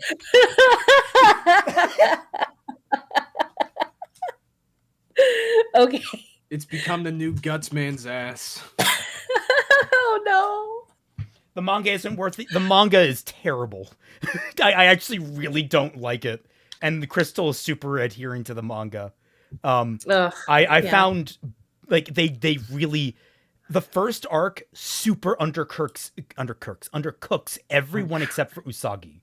Literally no one else gets any character other than what they're established with. It's really, really lame. Shit. So what this person is trying to say is that default sexualization of women is inherently wrong. However, there are things that she begrudgingly accepts as being okay.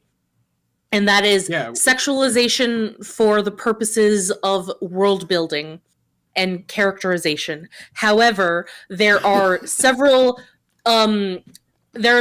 different exceptions to that seem to just come out of her ass whenever she finds something that technically fits that definition, but she still doesn't like. So despite the fact that Midnight also fits a lot of that criteria, she just inherently doesn't like Midnight. So then she comes up with excuses for why Midnight doesn't count. It's, I don't like Thing, but I accept begrudgingly that sometimes Thing is okay, but I'm going to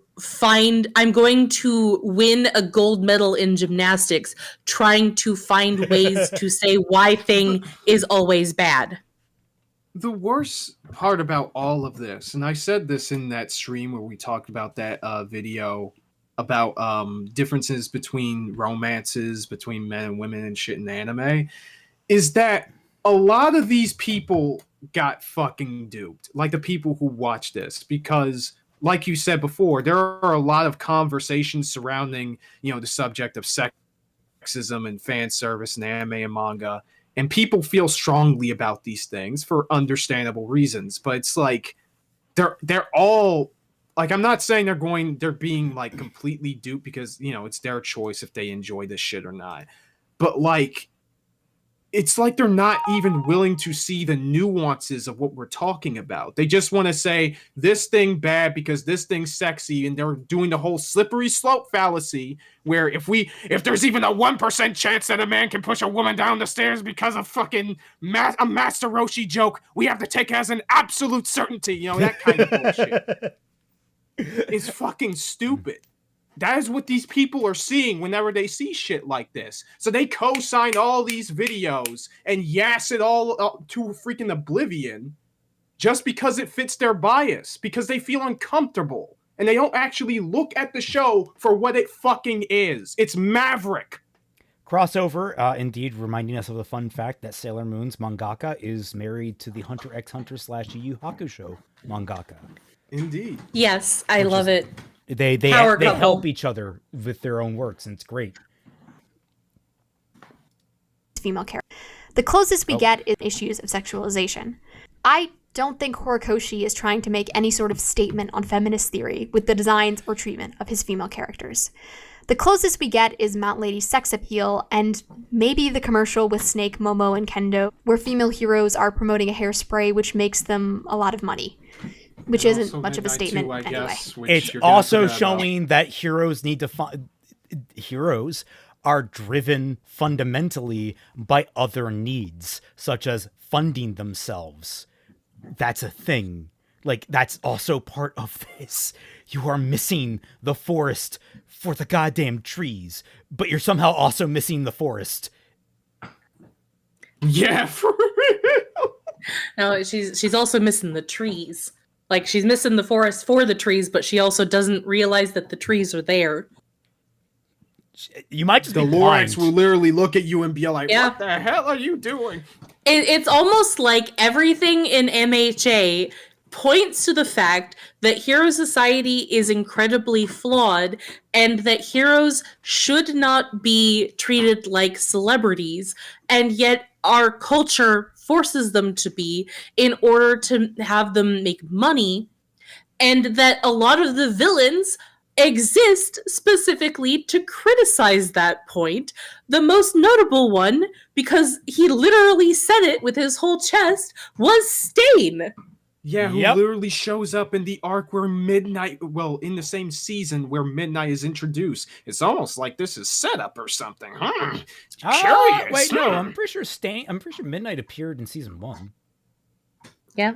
I don't think so. I'm pretty sure it was season 2. They did the names thing, but I'm pretty sure she showed up during the finale of season 1. During the USJ. If so, then my bad. But like, I think that she also appeared as like a background character in a scene where the teachers had a meeting or whatever. Yeah, I mean, she's been there. Okay, but even then, like she's given much more prominence in season 2. Didn't Celtic say that MHA wasn't about heroes needing money in the Stain arc, or rather that it was good? Okay. What? Okay, the Stain arc. The reason I have an issue with how Ocean is handled the Stain arc is that he was saying that Ida's problem was that he came from an affluent family, which never at all factored into his fucking philosophy in life. Yeah, it never came up. It never was actually a thing that he was challenged on, and yet Ocean made it a big deal somehow that it was, because that's what Stain said that he was fighting against, was the corruption of heroism.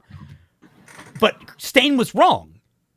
That's the point of that scene, is that, like, he was initially right that Ida was driven by rage and revenge, but then Ida learned his fucking lesson, and Deku and Todoroki showed him how to be a true hero, and they pulled through.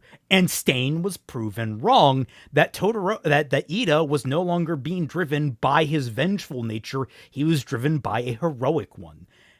That was my issue with him, and it was missed. I'm not saying that there aren't problems with heroes needing money, like that being the whole thing, but like Stain was wrong going after heroes during celebrity stuff.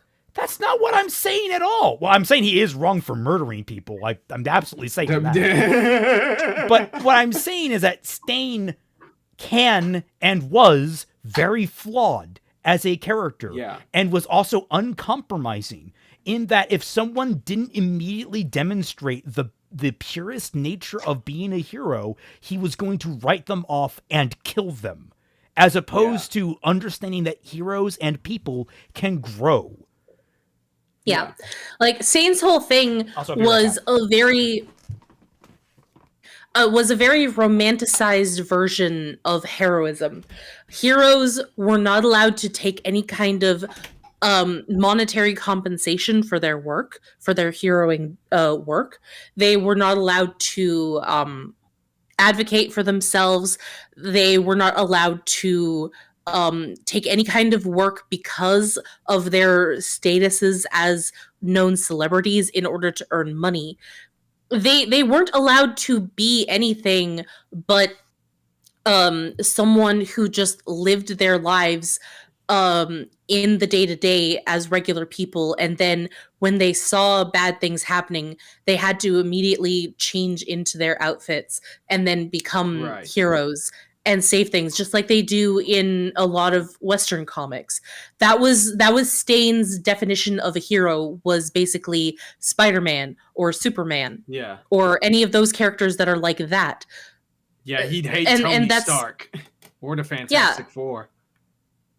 Well, like slightly different with Tony Stark, because at least he had like the resources and time to do all of that kind of stuff.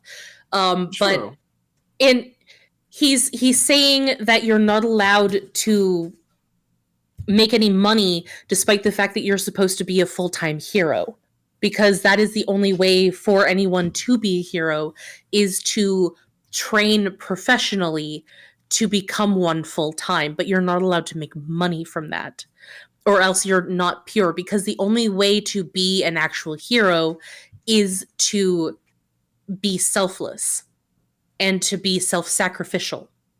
Mm-hmm. Which is a part of being a hero, but there's also the nuance of, yeah, you're allowed to get paid, and yeah, you can probably like whore yourself out to a bunch of commercials and stuff like that. Yeah. There's a lot, you know. Stain is like an ogre. He's got layers, you know. He's got a lot of edges, actually. He's like he's more like a pineapple, I guess. He's very prickly. He's a very prickly man. Yeah. Yeah. And again, just missing. She acknowledges Mount Lay. She acknowledges this scene with the fucking hairspray, but she doesn't. She completely, I guess, forgot about the scene. I'm pretty sure that's in season 3 or 4. She's not even really focusing.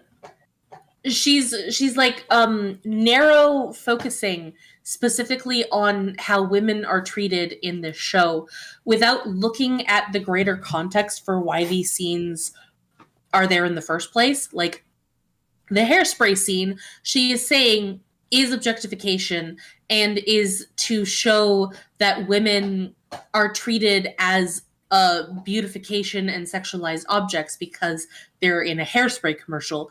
But we're just talking about how that wasn't the point of the scene, but because she can't understand that a scene doesn't have to be about women's place in society just because it is depicting women doing a very stereotypical feminine thing, that's not what it's about at all. Yeah. The guy that does Funtime Freddy in Sister Location plays Overhaul in the English dub of MHA. That's hilarious. Okay. Everything else does natural with Snake, Momo, and Kendo, where female heroes are promoting a hairspray which makes them a lot of money, which isn't much of a statement anyway. Everything else does nothing.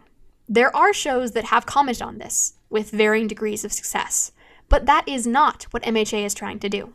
Content warning for the times on screen for sexual assault and rape. Christ! This is an important but intense section of the video. Oh, well, there's the content warning, guys. We're diving into this. What? Jesus boy. All right. Everyone settle in. Oh, so skip it if you need to. So, In the anime My Love Story, Takeo, our protagonist, stops a groper from assaulting love interest Rinko on a train. The story doesn't include this scene because they want male viewers to be titillated by it. They include it to showcase the horrible groping culture against women in Japan's public transit, and to show that our main character is absolutely not okay with it as he destroys this man. A more serious example can be found in the 2003 adaptation of Fullmetal Alchemist, not the more I've recent seen Brotherhood, this, thank God. with the character Rose. Rose lives in Lior, a city in the main setting of Amestris, which falls into a civil war after its theological leader, Cornello, is revealed to be a false prophet, and Rose is present to see Cornello's downfall. This story makes up the first arc of Fullmetal Alchemist. To stop the infighting, the state military of Amestris invades Lior. Both sides of Lior's civil war team up to fight the military, but the local population is still totally devastated. Rose was a leader of the Lior forces, but she is captured by the Amestris military and imprisoned for a year. When she emerges, she has a child, clearly implied to be the result of rape. The allusion to this rape is included to comment on the costs of imperialism and the suffering militaries enact on enemy civilians, especially civilian women. Rose, when we meet her again after these events, is a shell of who she once was, suffering immense PTSD from the abuse she suffered at the hands of Amestrian soldiers. This is meant to shock and disturb you. Hey, wait a minute. I'm pretty sure I remember that female character dragging her hand down and going a little bit lower. I was just about to mention that. Yes. Dante Interesting. was literally objectifying her in that scene. Didn't we just had a scene with Haruhi? Didn't we just? Yeah. Ah, shit. Interesting. I wonder if there's a theme here. That this kind of character from the start of the series is a victim of the atrocities of war. It's not just random unnamed character suffering, it's someone you know and were fond of. Another example, the anime Banana Fish actually features a male main character who was the survivor of a sex trafficking ring as a child. And, of course, rape and sexual assault is an issue that affects both men and women. All of this to say, but the show also, Dante wants to steal her body. Yes, the ultimate objectification. True. Yes. I'm waiting for her to get to the point of why she's bringing all of this up, because she's yeah. Sorry. She's saying that there's no reason for women to have sexuality, to be sexualized, to have revealing clothing in their day-to-day lives or in their workplace, unless if you're speaking about sexual assault and culture of that nature in society. What? Yeah, as if it's not the most super serious thing humanly possible, it should not be allowed. Oh, it's going to be about the same thing as like. Oh God. Oh God.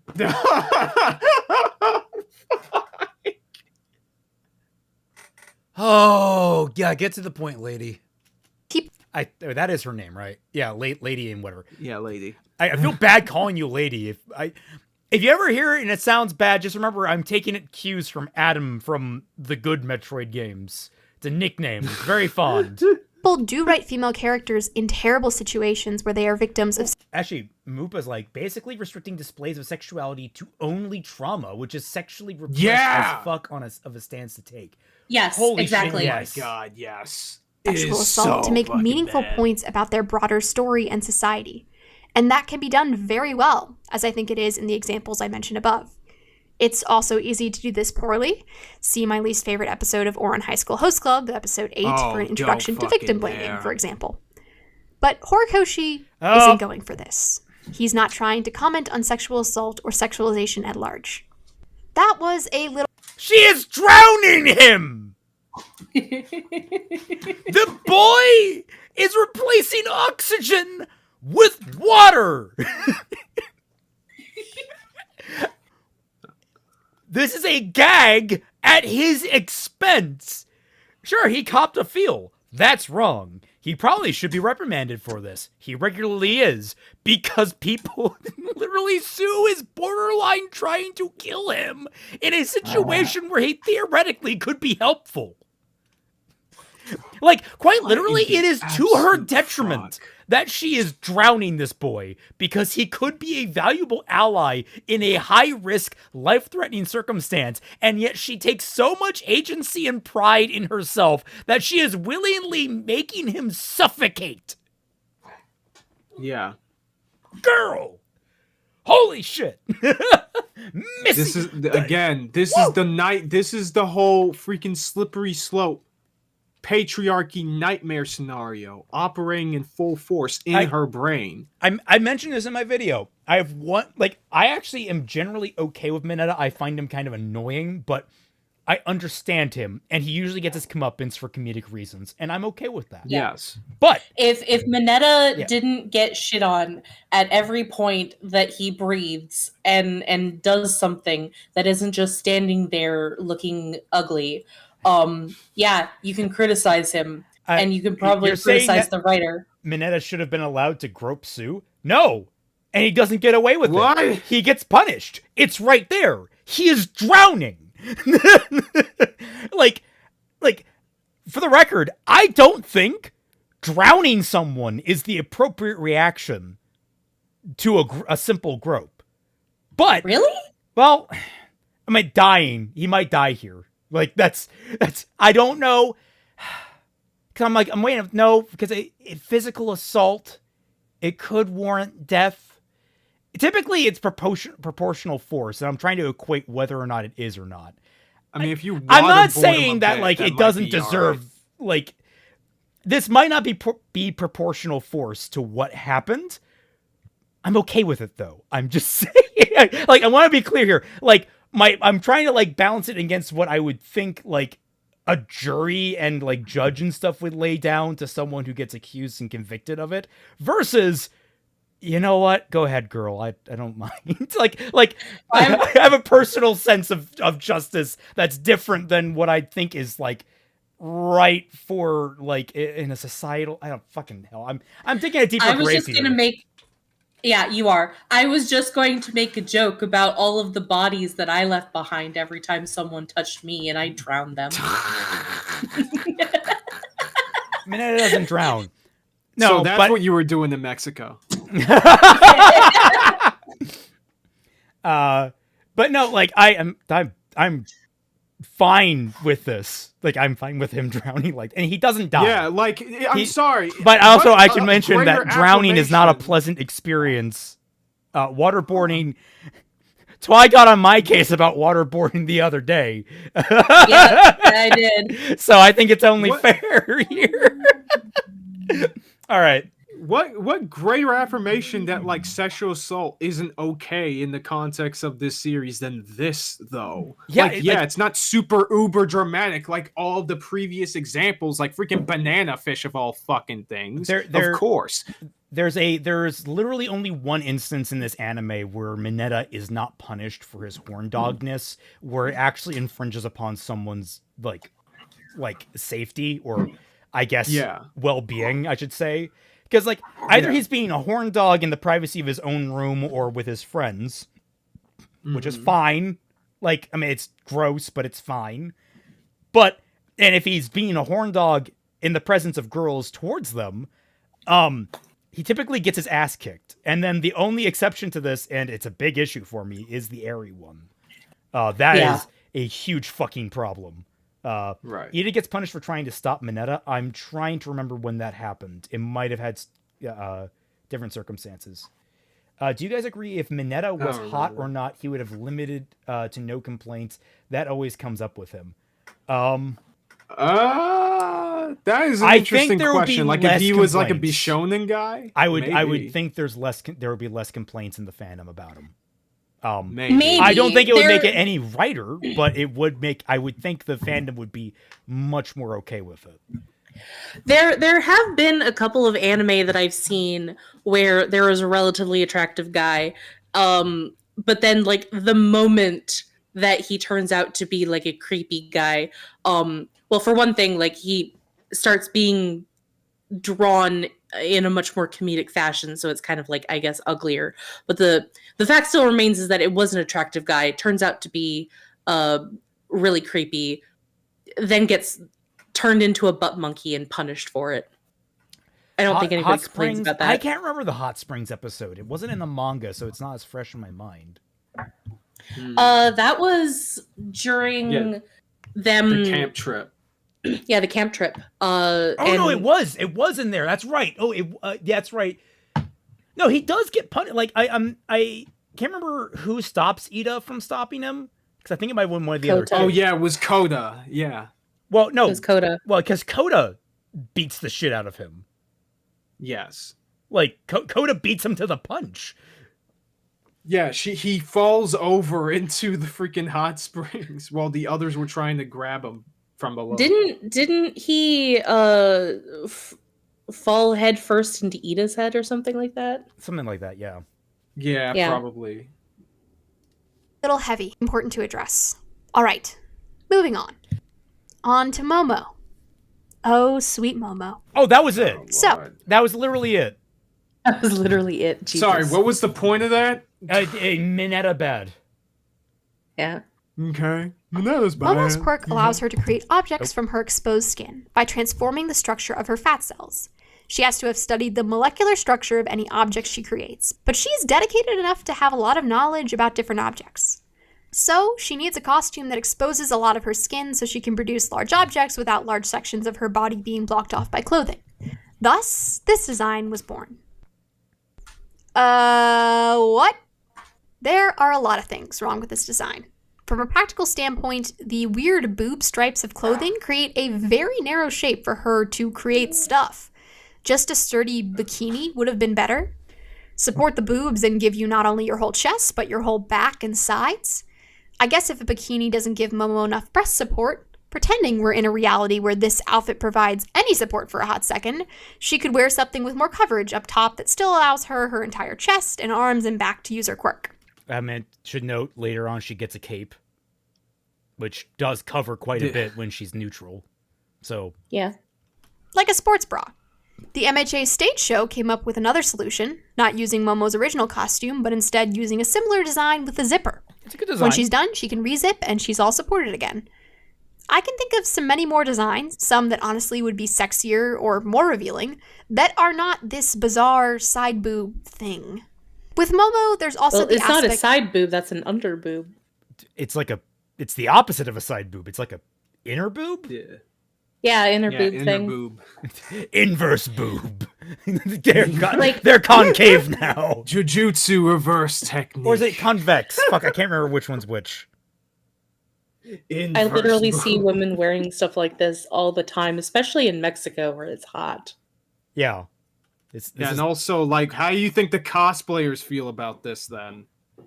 You know what this is? It's a plunging neckline. That's what this is. Yeah. I would actually imagine that this would be a really good outfit for cosplayers because you get air up in there and it doesn't sweat as much. Oh my god, I can imagine cosplayers just being like, oh my god, I can put on the cape too if I want to cover up, but if I don't want to cover up, I can just take it off and I'll be nice and cool. Like, that sounds nice. Yeah. Oh, right. That would be great because you're like walking around and you can just have the cape drape over your shoulders. And then when somebody wants to take a picture, you just undrape. Yeah. That's great. True. And like if you have the cape open in some way, it actually focuses the airflow. So you can actually like bring the air into you if you want using the folds of the cape. Oh, we got a Dedarex. Check this. Yep. Oh, nice. Oh my god, I have so many fucking messages. I just checked my disc.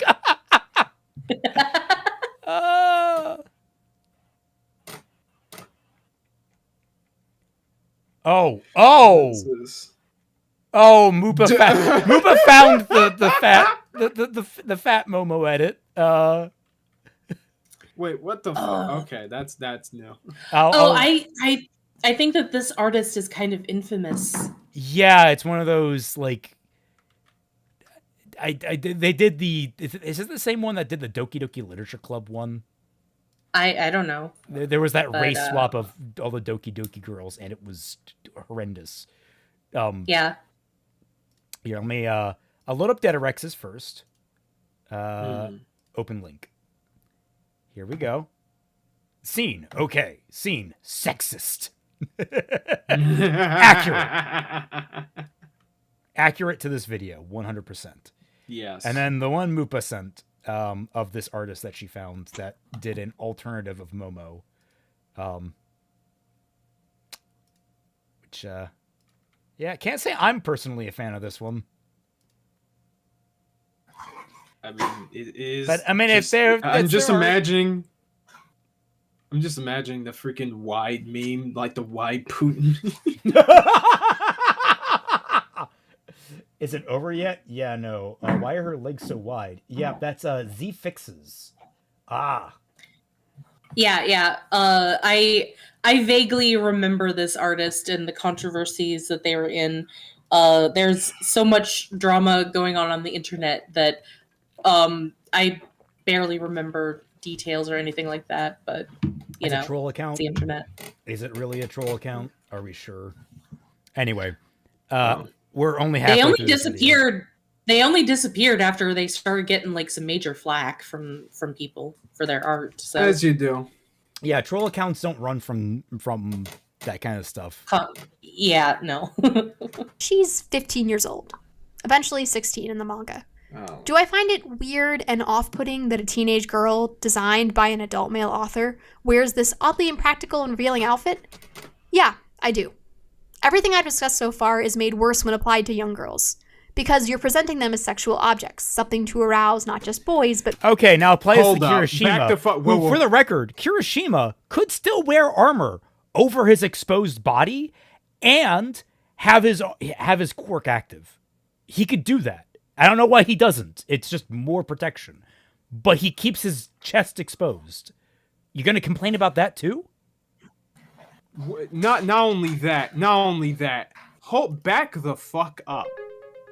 Lady, aren't you the same bitch who literally said, in text, granted, in this video, but still said, by your admission, that you thirsted after a particular male character from one of these sports anime?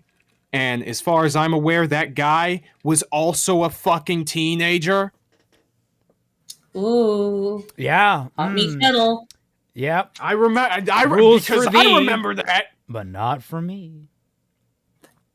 Dude, what in the fuck? I'm sorry. If I have the permission it's also, to be sexist for a moment. Well, I was gonna say this is also. Well, you go. You be sexist for a moment. I'll talk about this. Yeah. just let me be sexist for a moment, because you know that meme about women dodging accountability? I'm not saying it's true, but I'm saying it's true for you right now. 110%. So it's okay if objectification works on males but not females in anime. That's typically how this It's down. literally the meme we just show. Fucking dude, Dedorex precog this. Yeah, it's a one for. I mean, to be fair, that's literally been this entire fucking video. But I was gonna say, with Momo's outfit, it makes a lot more sense when you realize, well, a bikini would block whatever's coming out of the sternum. Like with this, you pull it aside. And you can probably, like, anything that's as wide as your torso can come spilling out. Like, from sternum, like, from the bottom of your collarbone all the way down to your belly button. That's a lot of space that a bikini string would necessarily interact with because it goes lower than that. It's just like, I feel like, I don't know, there's some practicality to this outfit that isn't being addressed. I like the zipper from the stage play. I think that's fair. Yeah. I would have liked that being incorporated into her final design, but you know what? Okay. Same, man. Like, I'm not saying there's not problems with Momo, especially when you learn about the fucking hair clothing technology that they have. But overall, it's fine for who the character is. When they're not adults and they shouldn't be presented in an adult context. It's one thing to find a teenage anime character cute, or call him or her your waifu or husbando, or write fanfic about them. You just said that she should wear a fucking bikini, and it would be more sexy. Yeah. Your suggestion for a fix is to put her in a sexier outfit. You want to elaborate on this? What the fuck? I'm having an aneurysm What if the zipper broke? What if Dude, the zipper this is breaks? exactly what happened with Normalities, dude. This is exactly what the fuck happened. And not to mention, guess what? 14, 15, 16, 17-year-olds, they do wear bikinis. They do go to beaches. They do expose themselves. They do that regularly. And a hero in an exposed costume in some way, shape, or form, like Kirishima, is not unusual in this setting. If they can identify her as a hero or a hero in training, people are going to turn and like, oh, that's just her outfit. By the way, I just checked the character that she thirsted after earlier in the video. The guy, it's a guy from Kuroko no Basket. He's 16. Yep. Z Art World says, I hate Momo's bookshelf belt. Yeah. Straight to jail. Says Twilight from the jail. No, I'm beating the dogs. That's what they say when they're having dinner in jail. Holy shit. I don't think who do that are morally corrupt or anything. But the sexual element of it can be taken a little... Yeah, look what she's doing. She's pulling her fucking costume aside like that to make more room. Yeah. If the show was actually trying to sexualize her... We'd be seeing, there's like, an obvious we would way. have a much different angle on this. Yeah. Dead or Exo, we need Twilight and dog chill. And facing away sexism. far, fans and by authors. Clearly, the goal with Momo's costume is male titillation, and not anything more than that. Fuck The off. canon explanation... She literally has to rip her costume here because she needed the space on her back. What is the boob window even helping? Because it's it's an emergency beyond what she expected. Didn't expect. It's also her first level of costume. She refines the design later. Yes, she didn't expect this to happen because she, surprise, surprise, the lady didn't expect actual freaking villains to attack the school. Like, what? She needs to show skin is just a pretense for this impractically designed costume. I'm sorry, but would it have fixed it is if she did this in full clothing and it ripped apart anyway. And she was still naked at the end of it. Well, I would argue, she would probably argue that the solution would be to just change her power so that this wouldn't happen at all.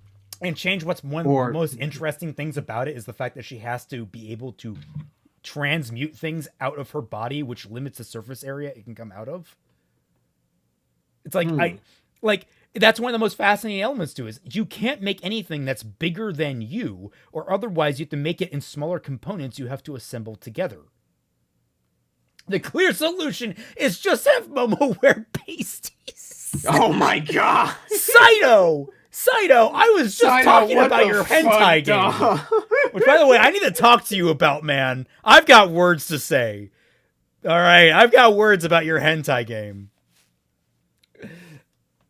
More insulting when we spend so much time with Deku thinking about the exact details of his costume to best support his weak body, unable to accommodate his powers on its own.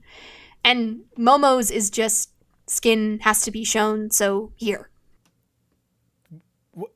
I mean, it's a simple, Well, simple she's problems also a require secondary simple character solutions. that we're not going to get the most in-depth information on. That too. Well, no, but not simple- only that, but Deku is shown to be a fucking hero otaku, okay? He is one of the few characters that will think as in-depth about that because he is so obsessed with it. They literally make fun of it several times in the anime. What are you talking about? Please, why don't you pay attention? And yes, Ever. For the first time in your entire life, I need you to pay attention. Titania, Yeah, yes, like I Deku did is the only. criticize the Mirio hair costume thing. I would like it if they had addressed that, because A, there could be a reason why she can't use that kind of technology. Maybe there's some like limitation with her quirk and like, or some kind of like delay or something that would be harmful. I don't know. You could come up with any number of reasons why she can't use it, or give her a better costume, or maybe it's really expensive and it requires a lot of creation time, or any different freaking reason. Any different reason. Well, just address it. Address it. That's what I would like. I'm irritated that they didn't in the show, and I do blame them for Addressing it addressing it would be nice, but that is also making the assumption that her quirk would go through the clothes in the first place, even if it's made out of her body, when it's established that the reason why Mirio has that outfit in the first place is because he goes through literally everything and it's a problem. Jose Galagarza says, Chef Twilight Cook. Blade Charge says, you're asking too much of her Twilight, way too much. Remember Raymond? I know. Freaking apparently. Well, yeah, no, I'm just saying, like, anything, literally anything. Just give us something, Horikoshi, on that front to explain why she's not making use of this technology. Otherwise, I disagree with this. Like, if we presume that she can't for some reason because she doesn't and she would have access to it, then the outfit makes sense. So, yeah. Sure. I've done so many designs that are revealing but actually make sense. Some of these fall into the sexy but empowering. So you don't have a problem with her being revealing, then, right? This 15-year-old, you don't have a problem with her being revealing. Awesome. What is the complaint here? Is the complaint that the boobs are shown and that the boobs aren't covered? Is that literally the only thing that makes it annoying or makes it objectifying? She said earlier that like it didn't show enough skin that would actually be useful for her quirk. Yeah. The chest area and the back are the two largest parts of the body. Yeah. I know. I was explaining that's one thing that I find the most fascinating about her quirk is the limited surface area about how she creates things. It's her biggest limitation and forces her to work creatively. Hence, creaty. Yeah. Empowering me, at least. To be clear, I hate how it skips like that. Fans have done so many designs that are revealing but actually make sense. Some of these fall into the sexy but empowering bucket, for me at least. To be clear. You still have not defined what that means. Yeah, can you show us the one that fits in that bucket, please, so we can have a fucking reference? No? Okay. For anyone without breasts, it can be so hard to run and even move without a bra on. So these outfits aren't just impractical in the sense of quirk compatibility, but also in the sense of comfort and ease of movement. Do you know what they're made out of? They have some weird fucking outfits in My Hero. Like, okay, yeah. Explain to me, what the fuck is Aizawa's scarf made out of? Because it could be that material, which like can solidify into fucking steel, but it's as liquid as fucking water at times. Like, I don't know. I mean, the only way that we have to go off in order to see whether or not this is a Ruby. Sorry. Oh, Yang.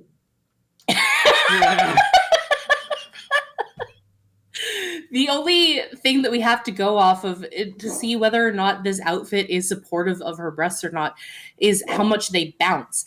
Do they bounce while she's running? If not, then that means that she is getting enough support. Well, let's see, because we see it here. Hard to run and even move without a bra on. So these outfits aren't just impractical in the sense of quirk compatibility, but also in They only bounce when she did that. the sense of comfort and ease of movement. It's a little Why would bounce. you expose your boobs in outfits? And especially when she's an exaggerated motion. Yeah, and you know what breasts also do when you're wearing a bra that isn't like a very tightly put on sports bra? They also bounce.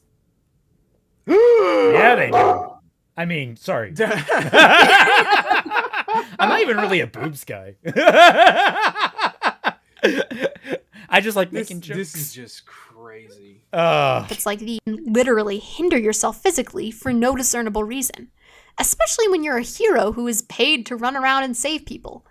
And even in a bra, it can be cumbersome to move for larger chested people. Sometimes people get breast reduction surgery if their boobs interfere in their movement enough. So if you don't have the personal experience, that is extreme circumstances, my friend. Very extreme. I also, don't look at this scene. I don't know her how boobs aren't frequent even that like. is. And her No, boobs aren't even I mean- missing either.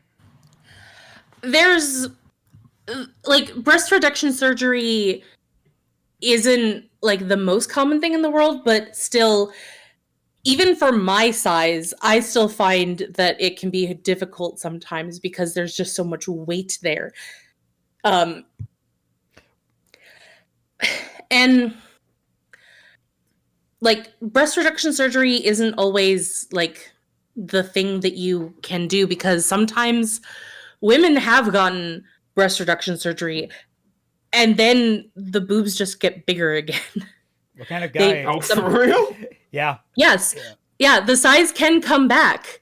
So like they have to sometimes get regular reduction surgery if they want to keep the breasts reduced, because the body just does that sometimes and it sucks. Kaiser, how dare you, Celtic? You're that. not a boobs type of guy. I'm unsubscribing. So I take it the top of your list was Sailor Jupiter then. You never did answer what bottom of your list was, which I would probably manage to guess is probably Sailor Moon herself. I don't know. You put Mercury in the middle, but she's the flattest. So, I don't know. Maybe it could be Mina. She's not exactly stacked. Anyway, me just trying to guess and read your mind because you never answered my question. Yeah. But no, I'm more of a proportions guy. If I'm being completely transparent, Nah, same here. Yeah. It really, I like all assets. I just like them well balanced. I guess so does Ruby, apparently. Good dog. Little did you know I'm a nasty dog. Bum, bum, bum. A dog. Dog. Taste. A dog of culture. Dog. Bum, bum, bum. That might give you an idea of why something like this is just so baffling. So, to sum up this point, fan service and sexualization in MHA are not serving the story or plot. They are not empowering. They are not meaningfully commenting on sexualization in the real world. They are not even logical within the story. Oh no. I should probably talk about the elephant in the room. Or the worst character in MHA. Have to. Mineta. If you've made it this... I mean, I'm not going to... Mineta. She said Minata. Yeah, she tried. Minato from Naruto? What the fuck? Someone commenting on YouTube can vouch for breast reduction surgery not working out. Both me and my sister have gone through it, and she's still considered undergoing more surgery because they just grew again. Damn. Wow. Yeah. I did not know that they can grow back. That's new to me. Oh, Kai is into Sailor Mars. Okay. All right. And you did answer me. Sorry, I did not see it. I apologize. Rain Banana. One of the top 10 heroes in Japan is a fucking washing machine, and we're talking about how impractical Momo's outfit is. Oh my god, I forgot about that, dude. Wash is a gem. Dude. Well, is that how his name is pronounced in Japanese? No, it's Mineta. Mineta. It's 3 characters in Japanese. It's very easy to pronounce. Mineta. Yeah. Ochako. As far into the video, you probably aren't surprised that I hate Mineta with every fiber of my being. Here's the thing. If you don't find Mineta's jokes, quotes very much intended, funny, his character is literally useless. Mineta's backstory is that he was bullied, so he wanted to become cool and popular. And to become cool and popular, he wants to use women as a symbol of his own status. Therefore, he harasses girls in a way as bad or worse as the constant bullying he experienced that likely makes them feel uneasy and unsafe. I thought his goal was to get girls. Like, the girls were the end goal of the popularity. Yeah, I thought that. And he wasn't bullied. He was just a normie. He didn't like that he didn't stand out and was like often overlooked. Yeah, no, he did get a little bit bullied, but in that way of like, he's already a bit of a creeper, so he kind of doubled down on that because he's not. Yeah, he's not that intelligent. So he thought, oh, the traits that make me kind of not popular, I'm gonna double down on that and make them worse. Yeah. BRB. He offers nothing to the story in any other sense. He only exists to make perverted jokes and objectify women. This is bad on its own. It's really bad and unacceptable.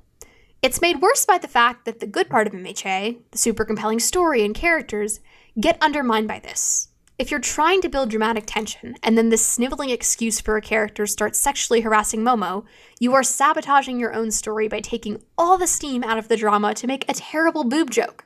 Levity via comedic relief. Or maybe he's an example of how society can, and there are elements in society that do, objectify people, objectify women.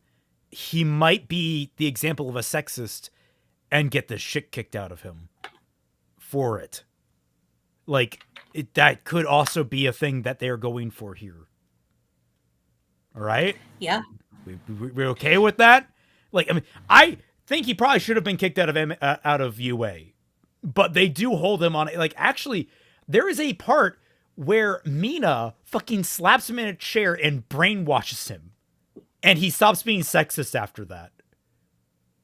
Like, that is a background gag that ends up affecting his entire character at the end of the series. Like, I think he still pervs once or twice after that point, but it's so muted in comparison. It's Isn't a bad thing, but Minata isn't funny. MHA has genuinely funny moments with. okay, all right. Stop. What Comedy is subjective. comedy is a very subjective thing, and even while you can break down comedy on a mechanical level, Minetta's jokes are funny. Fucking him groping Sue with her deadpan face, like, what is this motherfucker doing?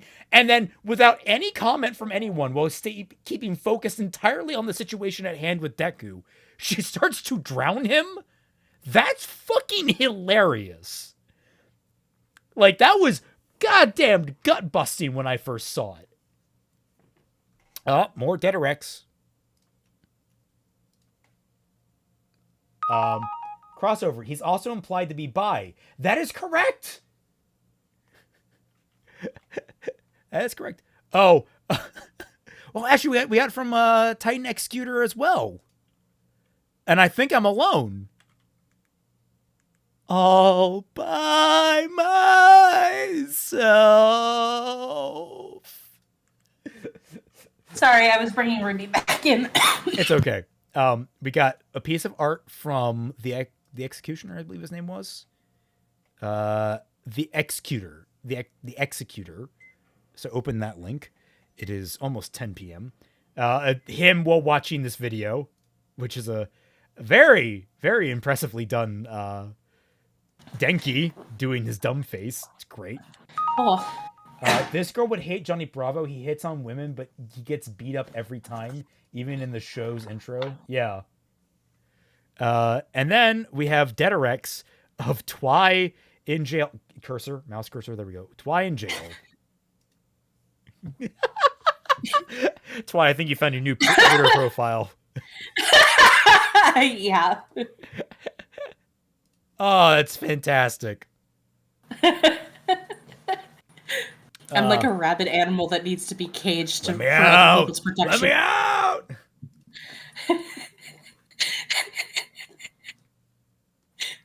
Both of those are excellent. Yeah, he almost always gets immediate karma. It's why the one time he doesn't is the one that have the most pissed off about. Without Minata. Yeah. And those can be so good. Midoriya being really calm and collected and cool in the face of Oh, sorry. I need to hear that fucking again. thing. But What? Minata isn't funny. Listen to this. Okay, it's fucking hilarious. MHA Okay. has genuinely funny moments without Minata. And those can be so good. Midoriya being really calm and collected and Midoriya? Midoriya. Midoriya! Midoriya.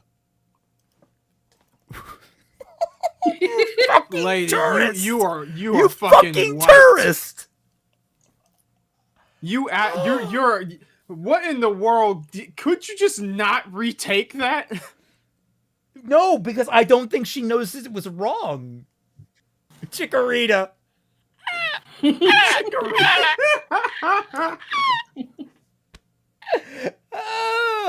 But yeah, I'm just looking at the art of Twilight here.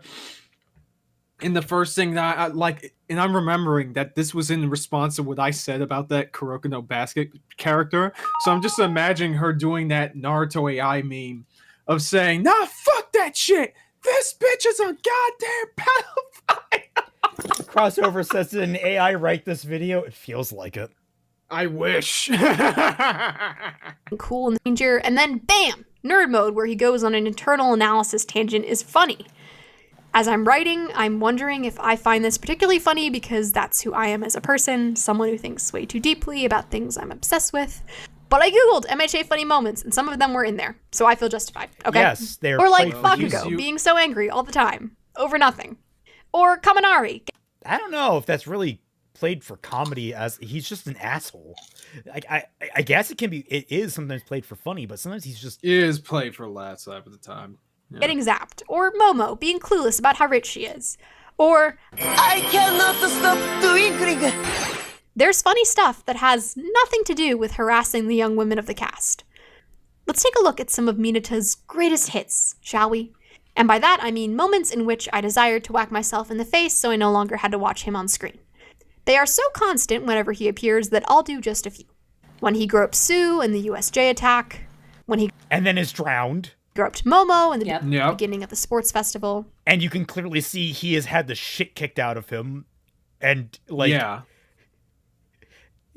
How about the cheerleader outfits, where the girls are tricked into wearing cheerleader outfits by Minata and You're on Thin Ice Kaminari? Yes, they're tricked into wearing outfits. I mean- and then, you know what? Some of them embraced it. Because they're like, fuck it. Let's have some fun. Because... I mean, most of the focus on that scene was on Ochako. And Yeah. we barely see Momo during that scene, Well, honestly. Momo, who made the outfits, was like, she started to get into a little bit, but Ochako ran with it. I'm pretty sure Mina ran with it. It was Definitely Toru did. who suggested that they run with it. Yeah. And it's not the worst thing in the world. It's fucking less revealing than Momo's normal outfit, so... Mm-hmm. Like, The two idiots tell the girls that they have to wear these outfits for a cheering competition, and they manage to trick Momo into making them, and also all the other girls into putting them on. Did none of the girls question this message from the biggest pervert in their class? Did no one ask if they should check with Aizawa? How did all the girls lose common sense? I think that's a fair question, but, like, I don't know. Like, apparently there was someone running around wearing them anyway, so he might have had a convincing argument. Those were official American cheerleaders. Oh, right. Yeah, like, in fact, I'm actually surprised that no one talks about those cheerleaders because that is kind of racism. Because it's a thing in Japan and in China as well that foreigners, like European foreigners or foreigners from America of European descent, they all have portrayed as, like, gigantic bombshells. noses.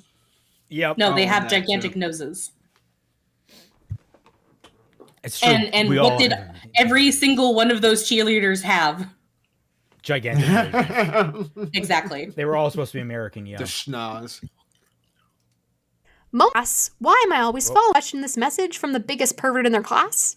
Did no one ask if they should check with Aizawa? How did all the girls lose common sense? Momo even asks, why am I always falling for his stupid schemes? Like, shouldn't my canonically very intelligent character be able to see through this? No. Well, no, You do she's not- intelligent about different things. But She's she is not also socially incredibly, savvy. she's incredibly naive about quite a few things. She's book smart, not street smart. There is a difference. Yeah. It's wisdom versus intelligence. Even though she does have a Right. bit of wisdom too, but like it's different. Yeah, it's almost Why like does that's he part keep of her making it character so growth it's or like I'm something. super dumb? The sub has President Mike ask, what kind of fan service is that? And the dub has him announce that the Class 1A girls are going full-on fan service. The look on the girls' faces suggests that, yeah, that's literally all this is. They are not happy about it. They were forced into these costumes for a totally nonsensical reason. The girls... Okay, we gotta clarify. They were not forced. They were tricked. They were not forced. There is a distinction between And the even two. then, And even then, they it's chose not like to it continue interferes- wearing them after this. Not only that, but it barely interferes all that much with the episode or with the rest of the series anyway. And then they Like- also then spin it into a positive. They take control of the situation. In fact, the fan service becomes less common after season 2. Oh, it's almost like women can have agency over the situations that they're in if they have the ability Nah, to do never. that. And That this never all happens. puts a fine point on this is a joke. At the end of the day, it's a visual gag. It's a joke. Like, Girls know it, or Koshi knows it. This is for titillating the male viewers, plain and simple. It's There is a- no it's for story making or you character laugh. purpose. The manga just shows us the depressed lineup of girls, but the anime makes this even worse by, you know it, a butt and a boob shot. They're embarrassed, but basically roll with it at Toru's encouragement, and we get cute shots of them cheering. oh, that's cute now. Not sexual, that's cute. Interesting. I mean, maybe she's just saying that like begrudgingly. I guess Well, I was gonna it's say- like, oh, that's a descriptor thing. I draw a clear delineation between cute and sexy. Things can be cute and sexy in the same breath, but I do draw a delineation, and I don't find these particularly sexy here. I find this just to be cute.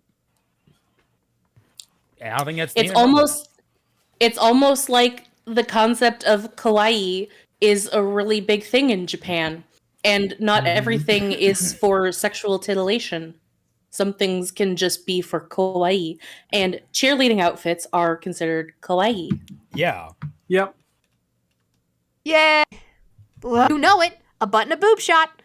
They're embarrassed, but basically roll with it at Toru's encouragement, and we get cute shots of them cheering. Yay! Blah. Yeah, yay, the girls take control of their agency and decide to go full-throated into this as, like, to cheer on their class because they want to, you know, Yeah. encourage, like, fuck off. And look, they're all doing it in different ways. They're all expressing their characters and how they react in this. You've got 3 girls who are super excited about it, 2 that aren't really into it at all, and I can't remember, this is... Who is that in the back? Is that... Boob shot. Is that Suyu? Yeah, it's Sue, who's, I think... They're embarrassed. Oops. Boob shot. They're embarrassed, but basically roll with it at Toru's encouragement, and we get cute shots of them cheering. Yeah, Toru, Suyu's... Yeah, she's a little in it. Also, Yugok says Toru was literally excited about it because as an invisible person, she doesn't get attention, so now she gets attention, she's happy about it. Yes! Yes. Yeah, so the whole thing is about expressing character, which you said was okay, and now you're saying it's not. Like, they turned a negative into a positive. Jesus Christ. bro. Yay! Blah. Then there's the training camp where he creeps on the girls. When in the class battle, He tries to, and fails he miserably. Yes. in the most recent season, in the middle of an intense fight, you think he came up with a clever plan to trip up the other team, and it's revealed to be ultimately a way to smush his face into Mina's boobs. No, that instance was, not his entire plan. Yeah. His entire plan was actually really effective. It actually shows he's a redeeming Yes. quality and that he's actually a really smart combatant. Like, for all of his problems, Mineta is actually a very effective hero for every single thing running against him. It's kind of what makes, like, the fact that he's not, like, immediately expelled from the school believable. A bit more believable because he actually has decent grades too. Yeah. And he's multitasking. People are pointing out he's like, oh, if this so happens to get me in a good position, fine. It's like, Right. it's almost as if she doesn't want the girls to make good of bad situation in this very instance. Otherwise, it'll her point will be Exactly. ruined. Yeah. Yeah. Dude, this is if I guess to go back to what we said a little bit earlier.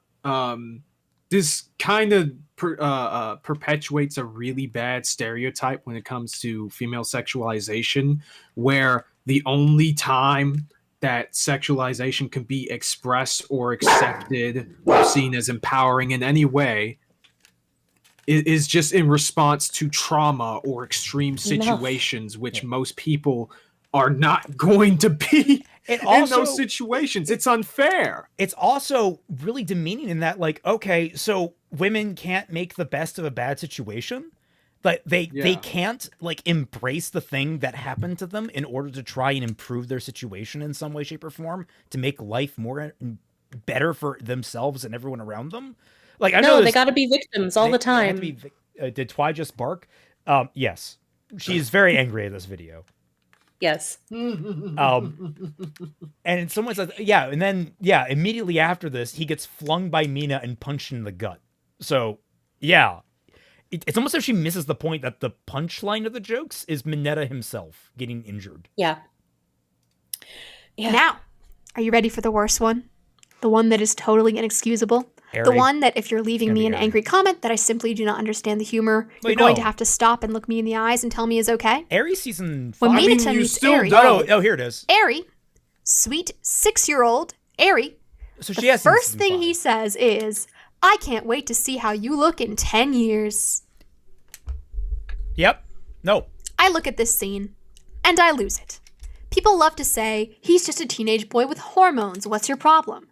I'm sorry, if a teenage boy in real life saw a 6-year-old girl and said, I want to see how you look in 10 years, I would slap him across the face and tell him to get away from that shot. Okay. Now, Okay, but who in the some fuck fairness, defends I'm this? pretty sure she's 7 by this point, but I agree with you. I do agree with you on this. I know. Let me And make you sure know we're what? accurate. You know what the unfortunate thing is that a lot of guys do say that to small female children. Yep. They do. In real life. All the fucking time.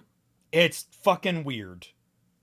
There are literal parties that fans have of teenage celebrities for when they reach the age of 18. Like Oh. Billie Eilish. I was thinking of the Olsen twins, but maybe I'm just old. I mean, yeah, like it's not just Billie Eilish that they do that to. It's any like really popular teenage or child celebrity. They wait until they can be looted. Rain Banana, like, I know she is just nervous overall at Class 1A. I don't think she understands exactly what he said there. A lot of kids wouldn't understand Yeah. what he said there. That's not the problem. It's the fact that he is surrounded by a bunch of pro heroes in training, and not a single one goes, "What the fuck, dude?" Not a single person stops and says, "Dude, holy shit." That, like, of course, all of his perving was a red flag to begin with.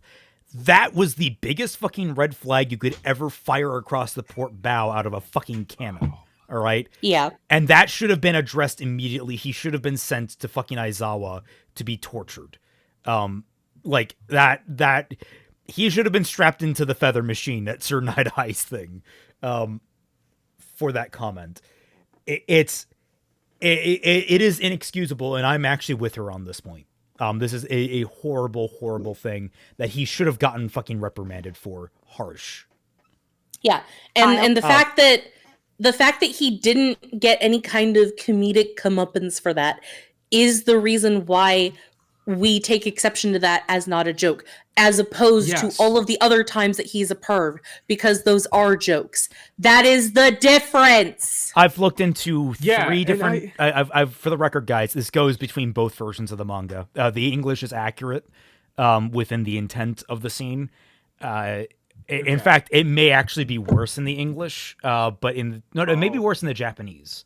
The English might have actually softened it just a little bit, but even then, all the worst is I've seen the original Japanese and translated it myself. I've seen a fan translation, and I've seen the original anime and official English.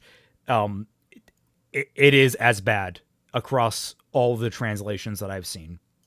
What is the line in Japanese? I think it's "Call me up in 10 years." I think that's the line in Japanese. Oh God. Yeah. I'm pretty sure he's basically actively incentivizing, give me your number in 10 years, that sort of thing.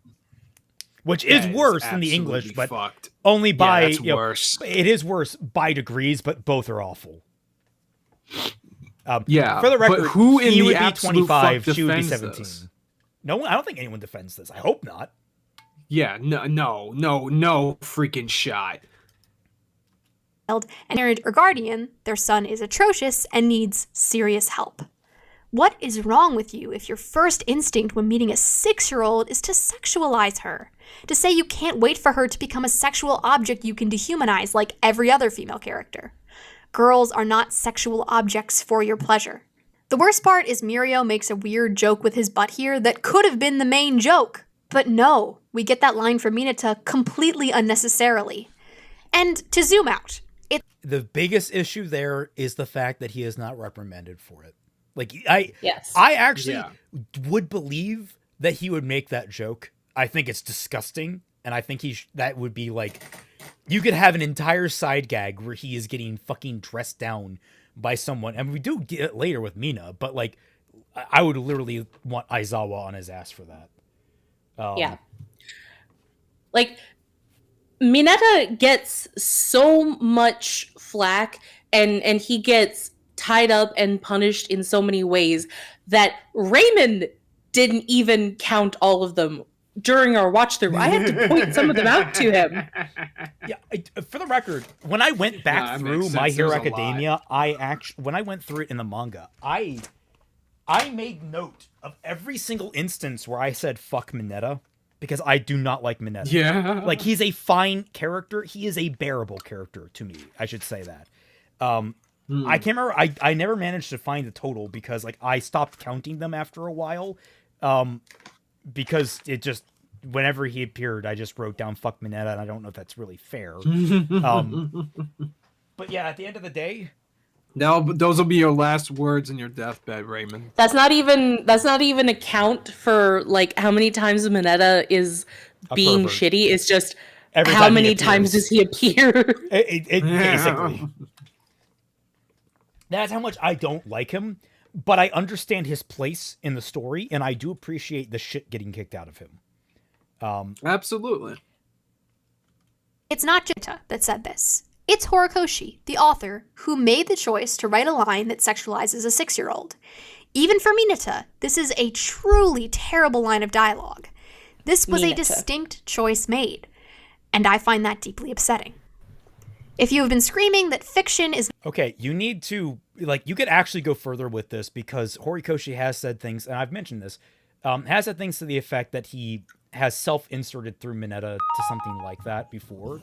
Now, I think there was this before during the stream where, like, it's okay because he's actually kind of making fun of himself, but the fact that he didn't punish Mineta for this is, like, that's really fucking weird. It's so strange. Yeah. I was surprised Dad Zawa didn't grill him for that. Dad Zawa should have appeared. Hardcore. 100%. Was Mineta him in high school? Potentially. Which, again, raises questions. It's weirdly one of the instances, unlike Oda, where it's like, wow, Oda didn't really bring anything on himself other than I love my wife and I'm going to draw all the women as sexy as my wife. That's actually kind of wholesome. This is, I self-insert into this character that sexualizes a 7-year-old, and it's like, you want to clarify a little bit there, buddy? Want to put some nuance on that? Please put some nuance Reverse on that a little bit. I don't want another Rurouni Kenshin situation. Please. Oh God, no. I can only pray that never happens, dude. Yeah, please no. Evidence. Okay, 1 minute. Mineta, MHA.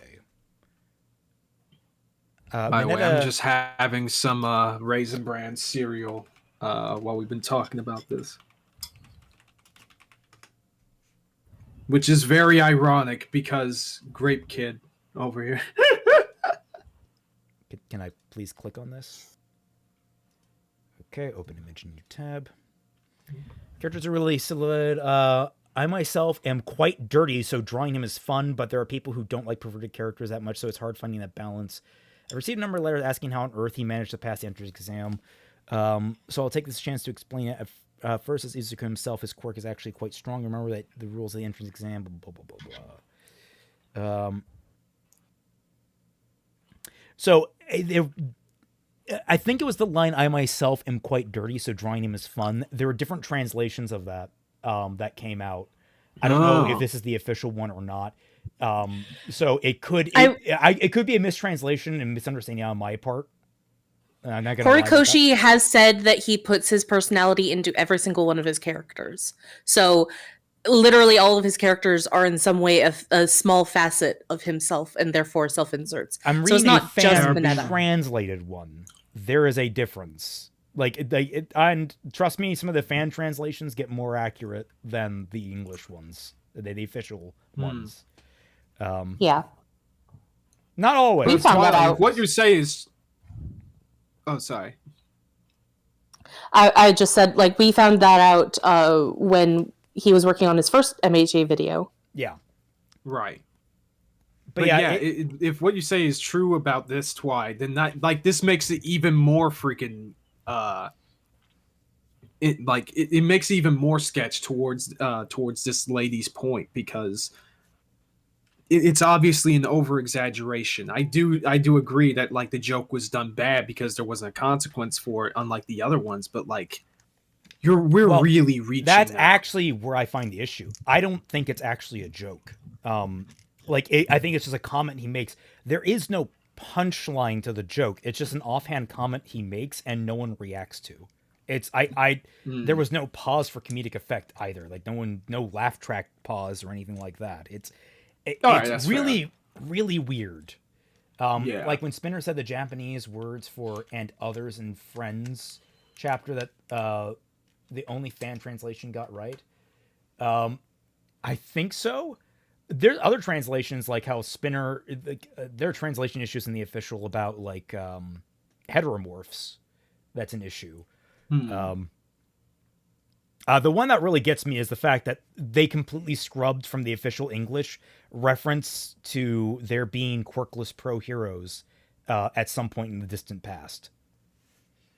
That was a offhand remark by Izuku when talking to Koda, and in the Japanese and some fan translations, which is how I got clued into it, he said it's too difficult to be a quirkless hero nowadays. And in the English, the official English, he says you can't be a quirkless hero. Completely wrong translation. I checked it with a Japanese friend of mine, and it completely changes the context of Deku's struggle with quirklessness. So, and I find that very, very, like, a small line change can radically change your understanding of a character and the world. Right. It's not reality, that she's not a real 6-year-old girl, that none of this matters. I'm here to tell you that, like it or not, fiction does affect reality. Media informs the way we see the world.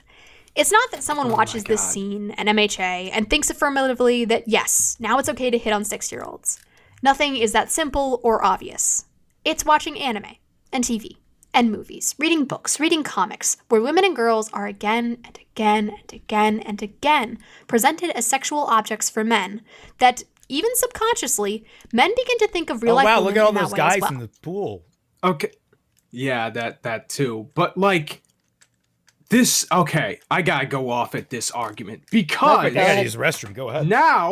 Because now what you are doing is that you are boiling down things to be incredibly freaking simple. Just because you add a shit ton of caveats to it does not remove that, lady.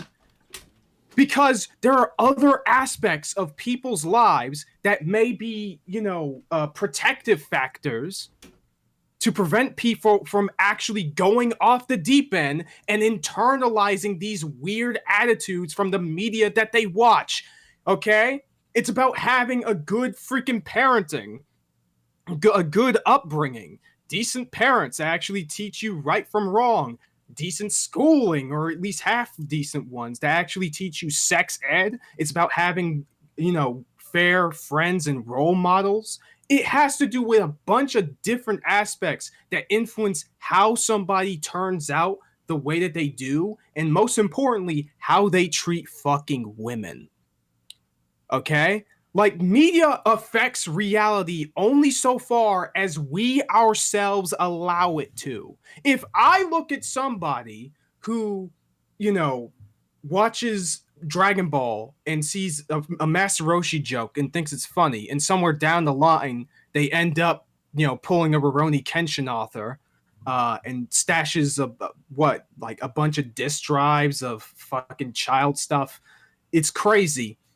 my first thing isn't going to be what media did this guy watch to end up this way. I'm all like, what the fuck happened to you?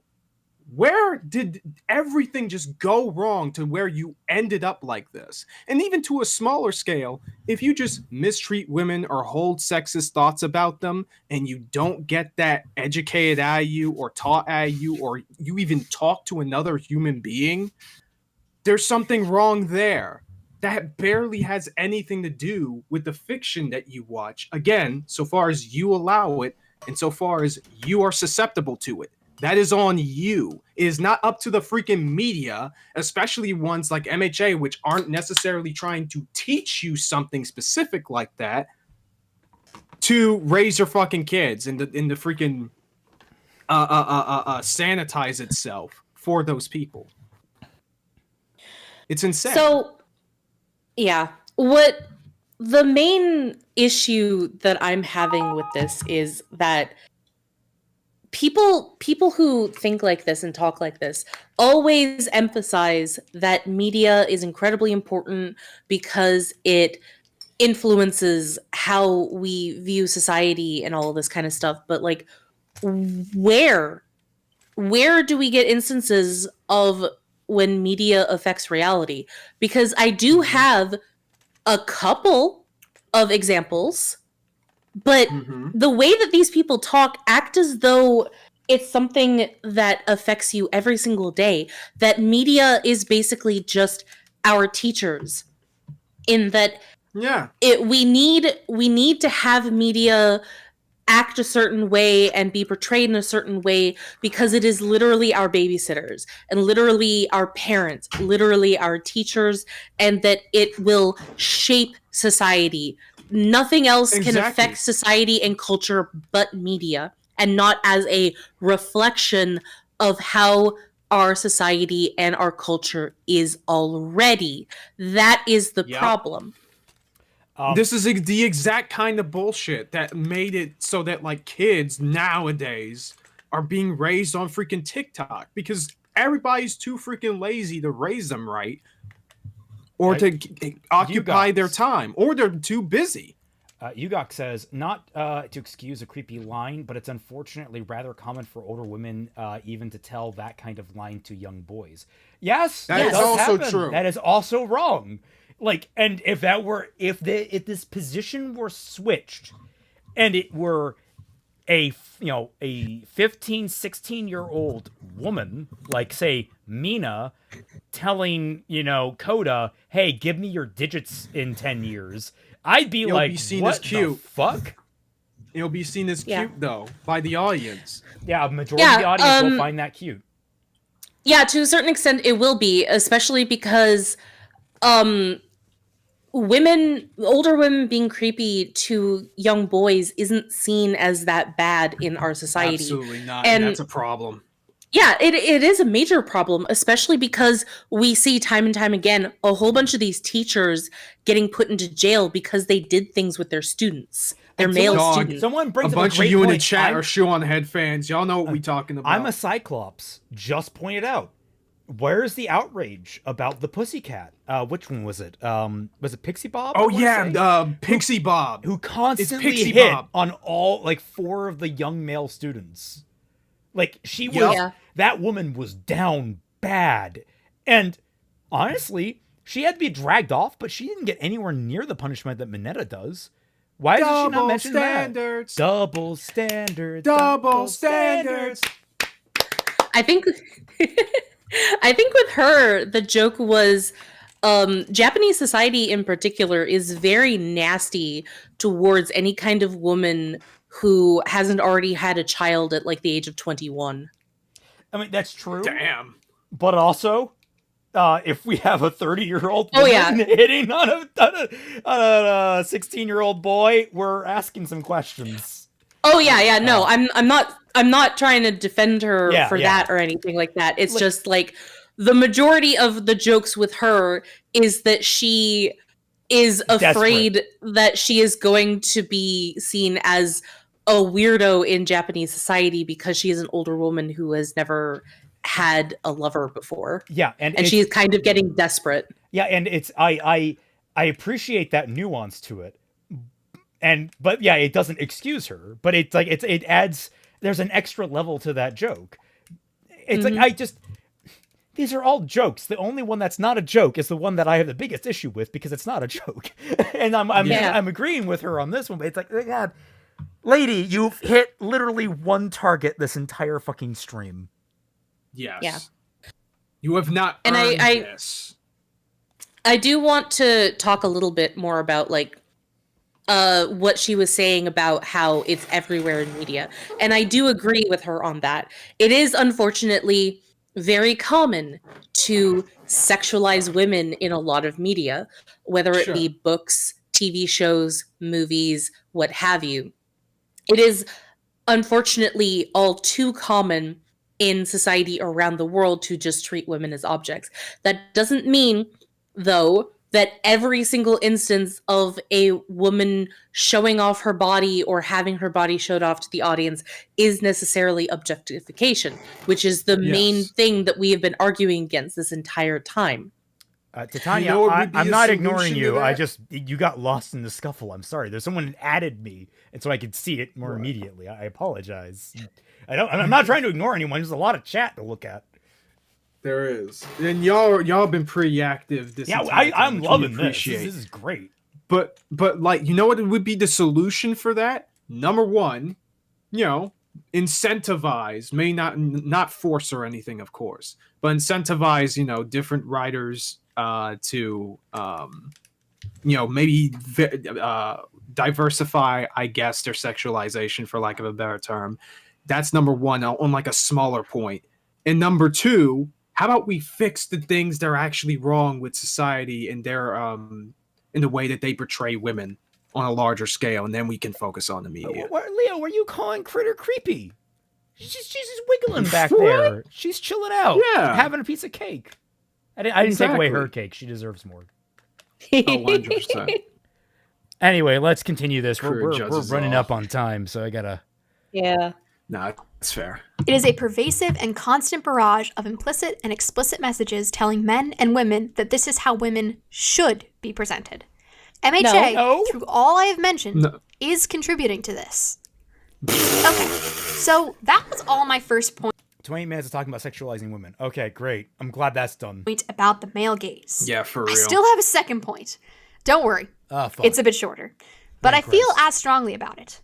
The female characters in MHA are underdeveloped, especially compared to their male peers. Like I said at the beginning, I do think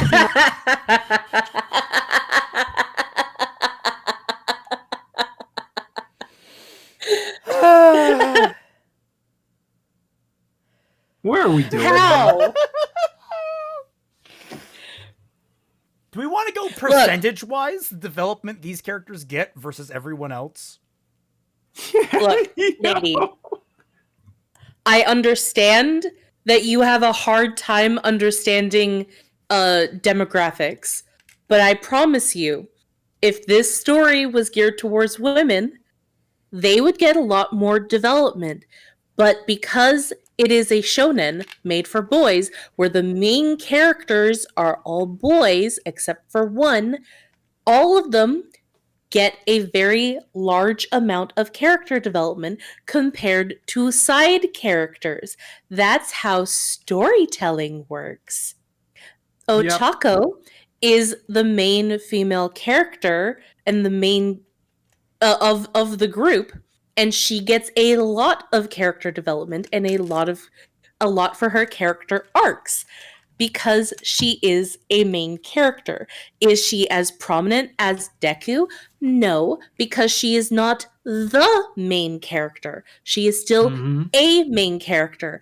I'm surprised that we have to discuss this. And I have to break this down for you like you're a child. But here we are. Because you're just that dense. Cosmo's just like she's because talking you about don't understand size, shit right? made for kids. They're underdeveloped. She's talking about boob size, right? It's the fucking Anakin and Padme meme. You're talking about boob size, right?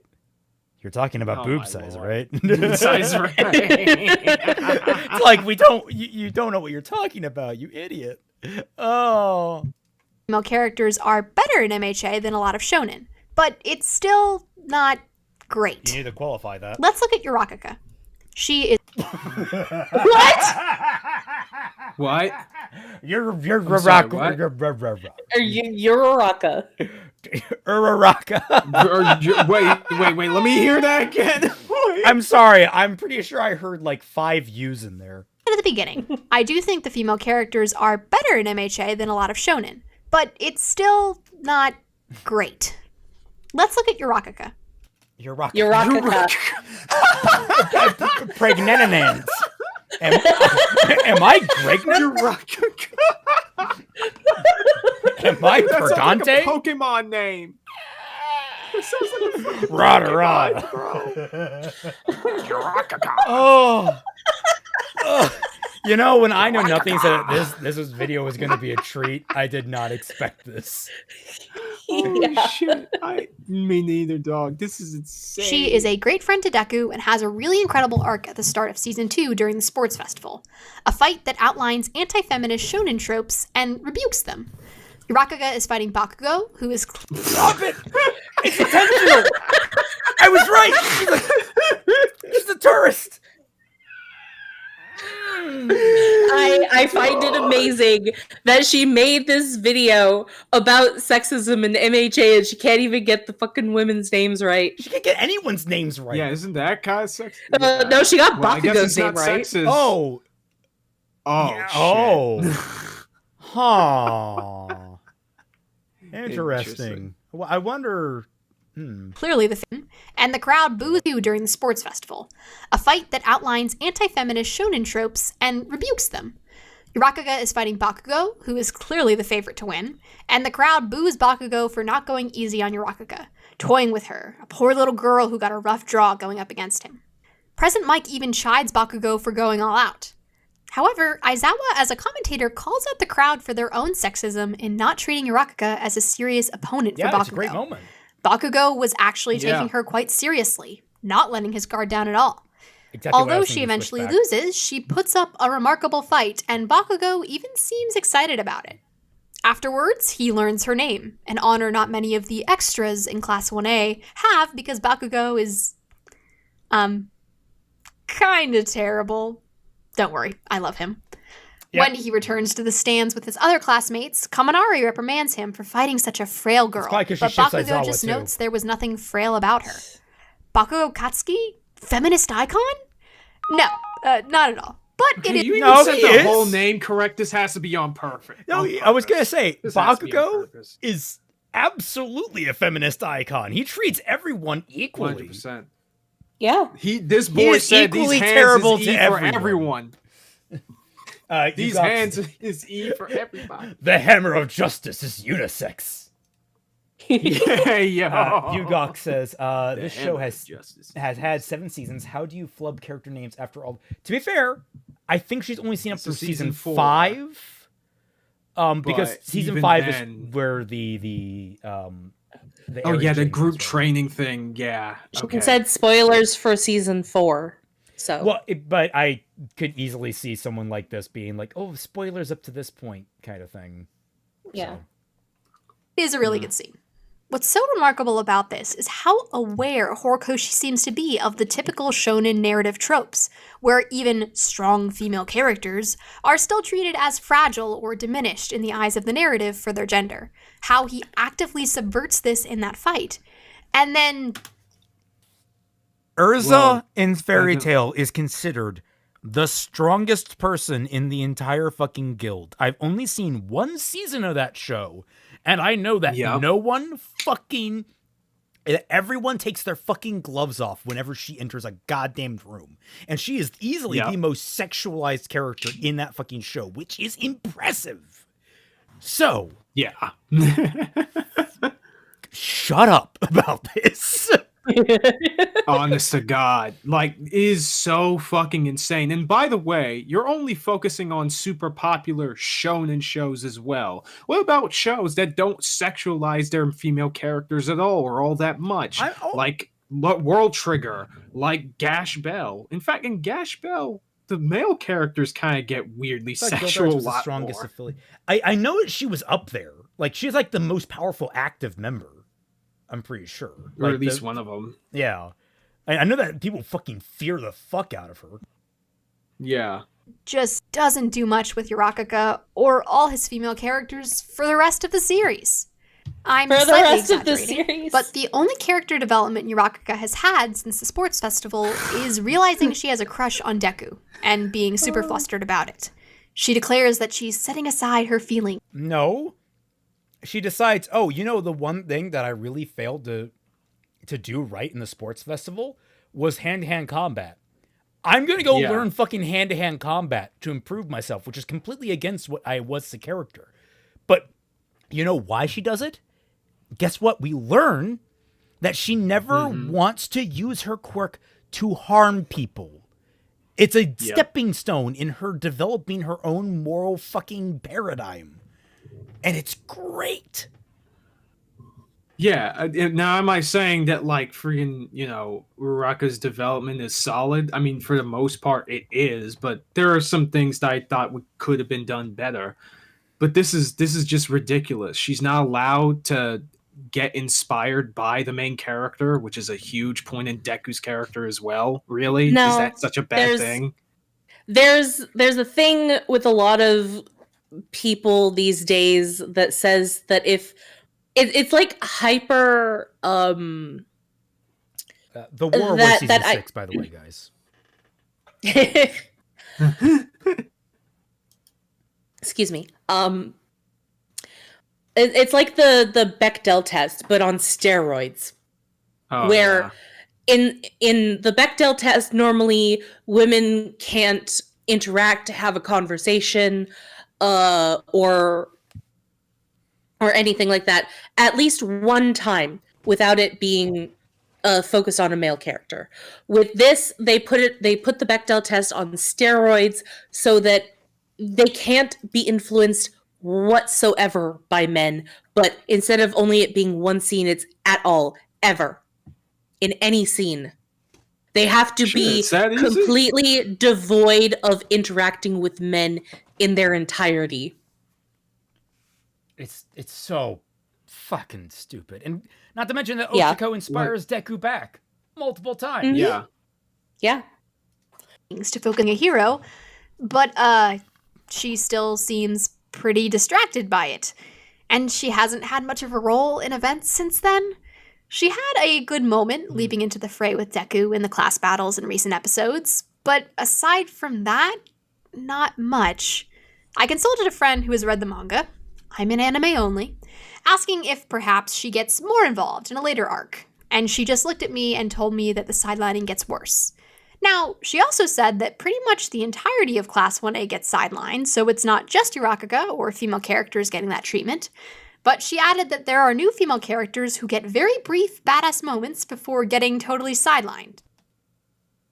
Like every other character in the show. I'm trying to think of who this is referring to, because what's after it's not this? Mirko.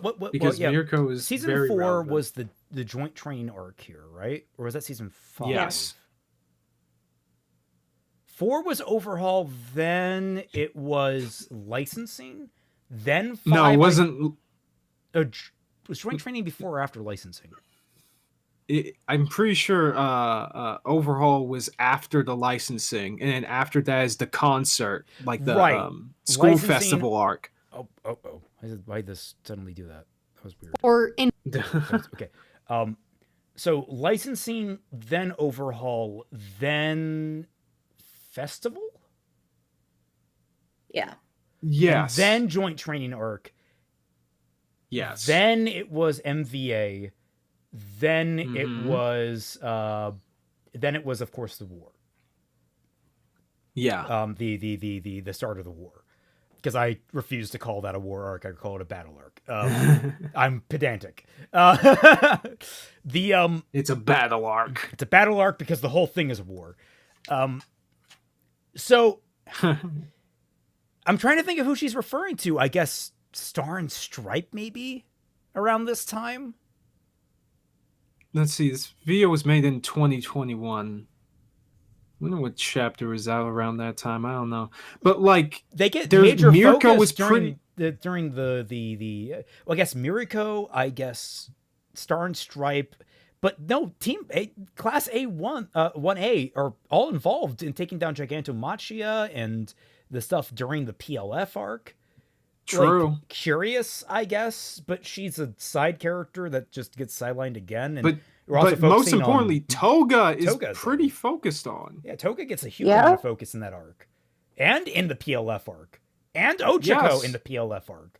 So it's like, where the fuck is this going? Like and then of course you have the Dark Hero arc with Deku, which doesn't, everyone gets sidelined until they show up to save him.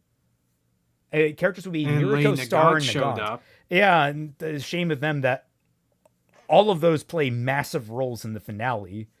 Yeah, yo, what the hell is your friend talking about? Well, to be fair, your friend probably didn't know what was going to lead up, like Nagant's return or Mirko kicking ass in the death cage, or Star, in fucking ruining All for One. Hey, doesn't Burnin also come into this arc? Burnin's not really that much of a presence. She does things, but not much. Made that blue-haired girl from the top 3 of the second year class. Oh, Nejire. Nejire gets some focus. Yeah. Yeah, Toga sucks. Yeah, but in this lady's logic, Toga sucks because she's a thing for men. Yeah, I don't know what she's talking about here. Yeah, I mean, Injured. Let's look at a supporting character, Mina. She has such a cool power, in my opinion, this kind of acid secretion. She gets one character moment in Kirishima's backstory, and it's quite interesting, but that moment is literally embedded in another more important, read male, supporting character's backstory. No, it comes back up. Pretty fucking It does. huge. and even if that isn't the case, I swear to you, I am willing to bet my house. I am willing to bet every money in my bank account. I am willing to bet my balls that shoujo do the exact same thing in reverse for female characters to men. Yeah. So But- what the fuck are we talking about? And I'm also going to point out here, this is a fucking amazing moment for her. Like, just because it's a flashback focusing on Kirishima, it's Kirishima being inspired by her because of who she is. Like, he wishes that he could have the kind of personality and energy that she has, that he could bring people smiling and energized, and he knows he can't, so he has to find his own way. She is inspiring him. That's huge. They sound like something what CD Cameron said says in her they do. I have read shoujo. Okay, base. CD said in her second Dungeon Meshi video about it having a friend in Japan warning about it. Oh my god. What? It sounds like it's basically saying, "Oh, a friend told me that it's actually going to get worse." Yeah, Lily Apparently is a learned that. Lily thing. Also, Don't call it's her not CD, call her gambling. Lily. That's her name. Yeah, it's what was it? Y'all are saying I'm a gambling addict. It's not gambling if I know I'm gonna win. Moment isn't really about Mina. It's about Kirishima. And It's that about would be both of fine if them! the supporting Yeah, they're intertwined. Holy shit! How do you miss this? That characters can be interdependent. This video's with a one another. fucking joke. Oh my god. How is it literally that you can see characterization for two different characters, one male and one female, and then only focus on the male character and saying the female character got nothing out of it?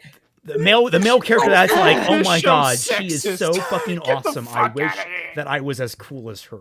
Like, I wish I acted like her. Like, what the fuck do you want? Intertwine innuendo much? They fuck him. Okay. female character are getting similar development. But they simply are not. Not to mention, Mina is a frequent victim of the male gaze. Another point, let's look at the senior. What the fuck was that? That was not male gaze. No, yeah, That was she her was doing a dodging flip. attacks in similar angles to so many other anime. She does she has a skin tight suit and does flips. Great. Look, we're focusing in on his chest there. It's the female gaze. How terrible. Your big three at UA. 2 guys, 1 girl. Crossover says, I swear not everyone on the left is like this. Doubt. Well, okay. I'm When kidding. we're talking about the online left, yeah, they are. Yeah. The There they online are. left, yeah. There's a lot of 100%. people with brain rot. Cool. Have a young woman in the mix. Mina is a frequent victim of the male gaze. Another point, let's look at the senior big three at UA. 2 guys, 1 girl. Cool, glad we have a young woman in the mix. Now, guess which 2 of the big 3 have significant development and arcs? Guess. Oh, it's the 2 guys. And no, it gets even worse, because Nejire, our resident big 3 lady, does get a big moment in one episode. What is it? Oh, she participates in a beauty contest. A beauty contest. So are we Which actually going to forget about the... once you learn her backstory, that she had an incredible social anxiety, and it was only the fact that she managed to start making friends at UA that brought her out of her shell. And there's a huge paramount moment for her to actually express herself in a way that basically reveals that she has overcome her debilitating fucking social anxiety. What the fuck? Sorry. Yeah, like, and also, are we gonna forget that she helped defeat a villain during the overhaul arc? Yeah. Admittedly, I do actually get irritated how short that section is, but Me too. That could Considering have been done much better. it could have been. Instead of, focusing so much on fucking Tamaki, I did not like Tamaki's Yeah. fights. Honestly, they could have been done. So much in the overhaul arc could have been done much better. Holy shit. Why are you making me defend MHA, bitch? Like, if I was writing a satire to demonstrate how you sideline interesting female characters while developing male ones, I'm not sure I'd be bold enough to straight up write arcs for 2 guys and then write a beauty contest for the girl. It's ridiculous. Another What made her interesting to you in the first place? Maybe you start talking about what defines the character. You say that Yeah. she's interesting, right? Define her. Go ahead. I think you'll find there's actually more to her than you think. Yeah. I find it so interesting that a lot of people who proclaim to have left-leaning ideals and who claim to be feminists, they do their damnedest to sideline female characters in order to make them out like victims or to make them out like they aren't as important in the story. You need to mute your mic when you blow your nose. Sorry about that. And yet, Overhaul remains the best arc? No. Not even close. No, not even close. It's one of the lower arcs, easy. First Yep. arc takes it. I could say parts of the finale take it. Dark Hero arc is pretty good. Well, Dark Hero arc has problems occasionally. And the Got Stain arc is pretty up Stain there. Stain arc is high tier. The PLF arc, I actually really like. I know a lot of people hate it. I actually really like it. As someone who manga doesn't one even version of have it. problems with the overhaul arc, I would even say that it's not the best of them because there are just so many really good arcs in MHA. Yeah. General Criminal. Of course, Gentle is the best arc. Yes.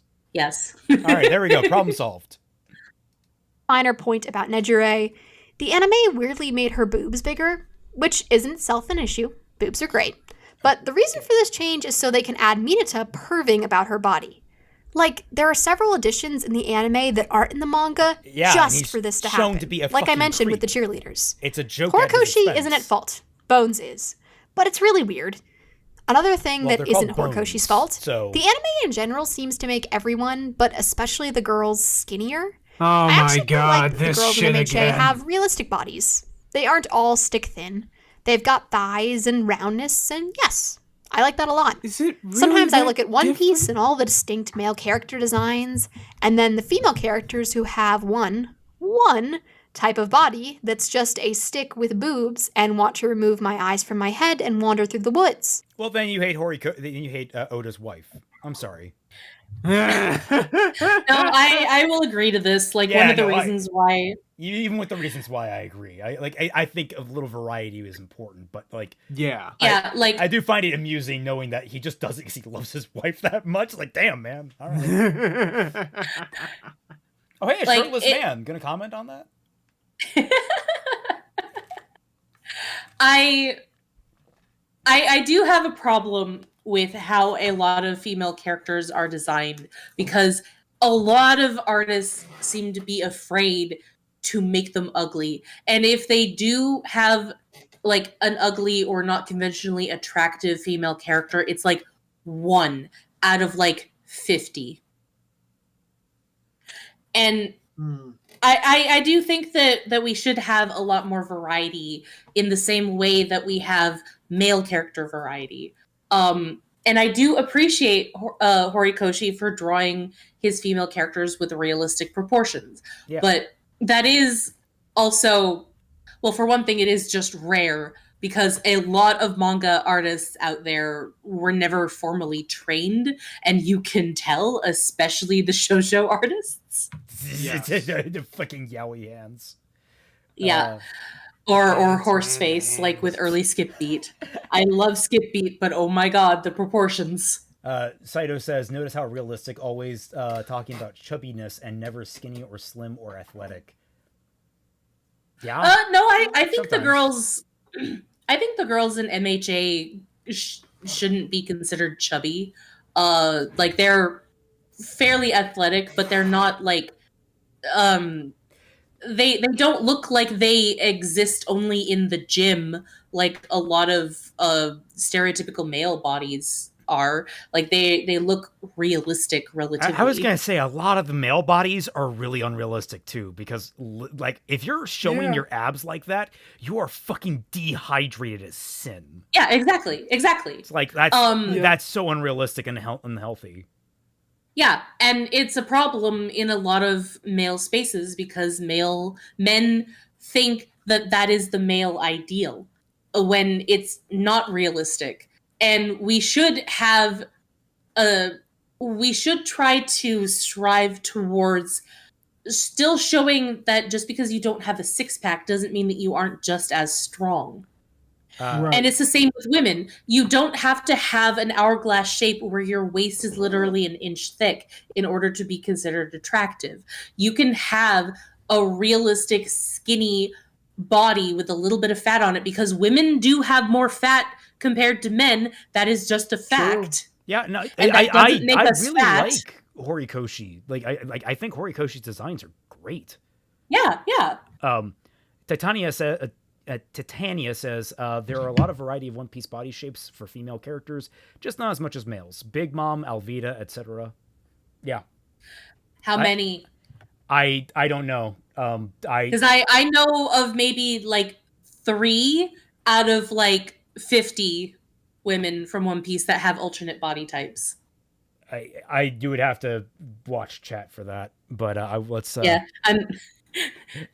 Unfortunately, I'm probably not gonna, because I have to look at my phone, because my tab for YouTube had frozen and I wasn't able to get it back. Oof.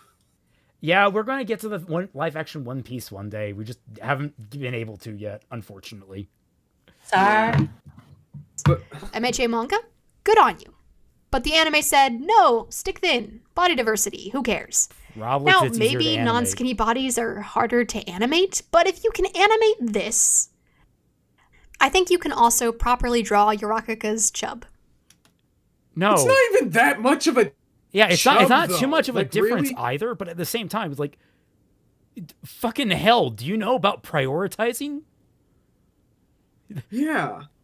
Ugh. All right. I think she does have a point in there, in that you can have this standard body with a little bit of chub to it, and then you can just keep drawing that body. It shouldn't be that much different than drawing the skinnier characters. It's just the standard for a lot of anime is you have to be unrealistically skinny, because that is the ideal in Japan, is to be as skinny as possible. Yugok says Amazon Lily. I take it that's a character from One Piece. That's a character Right. development. I think that's one. Of the It's no characters surprise from that Deku and Bakugo and Todoroki are really central to the story of MHA. But it's a little shocking how. I actually be interested. Did you compare the men versus their anime counterpart? Do you compare them from the? Because they might have changed that as well. Different models. I'm pretty sure they are different. Yeah. I know that, like, obviously, because he's the main character, but Deku has a wide range of different body types depending on, like, where he is in the story, or sometimes just, you made a bread cube. What? Sorry, I got distracted. Are you going to put it on bread What? tube? A bread cube or Amazon bread Lily is a tube? place, a whole ass island. Oh. Oh.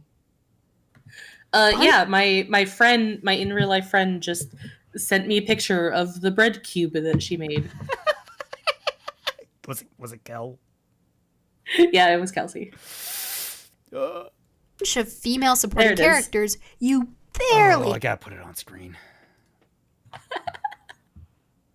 Where is?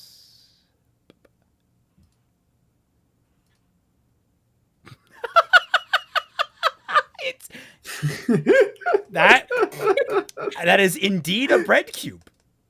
Yeah. Yeah. Also, got not save image as. Oh, I didn't mean to click. Think that. of all the burgers we can make with that. Copy image. Well, it is raining hard outside now. We Wow. got what Lady Nella or whatever her name is would do to Minetta. I don't know if I can show this on screen. There we go. Oh. It's because she's kinky and into him. Oh my god! There, let's start that rumor. She's just really into He's Minetta. crying blood. We have one who has a main role, Yurakaka. Horikoshi is certainly good at writing concepts for cool female characters at times. Actually executing and utilizing those concepts seems to be a struggle, though. It does not And you're matter how struggling amazing to the follow female them, characters so what are does on that say paper if about we you, never Lenny? actually see them Let's go involved just in the watch story. the plot on TV, right? This is during the which arc is this? I don't remember. Wait. Oh Yeah, I don't remember. Is this during Overhaul? no, No. no. It wouldn't be Overhaul. Would this be? No, this is the Endeavor versus Hood, isn't it? Maybe. No, maybe. Story are female characters who get Oh, plenty it's of a moments. filler? It's a filler. Oh, okay. Momo has her own little arc with Todoroki in their exam. Jiro has her arc with the school festival. Sue got that anime-only episode about her internship. But if we think about the plotty arcs, Yurakaka's fight with Bakugo is an exception to the sports festival. There is a recurring set of characters who get to be a part of the action. Uh-huh. Why Kirishima? Hiroshima. Oh, it's the end of the Yeah, USA what? attack. Okay, all right. I don't Okay. even remember what he Okay. did. Sports festival. Right. Okay. Okay. Everyone, but mostly Deku, Bakugo, the kidnap. Fuck you, Toga, Tsuyu, and Ochiko. Yeah. Okay. Forest Camp, Momo is here, but the other guys are far more. What are you She's talking the about? only Without reason the they can sludge find she Deku. made. She was her tracker that followed Deku. She is Yeah. integral to this operation. Oh my god. Okay. She's also there to keep them in track.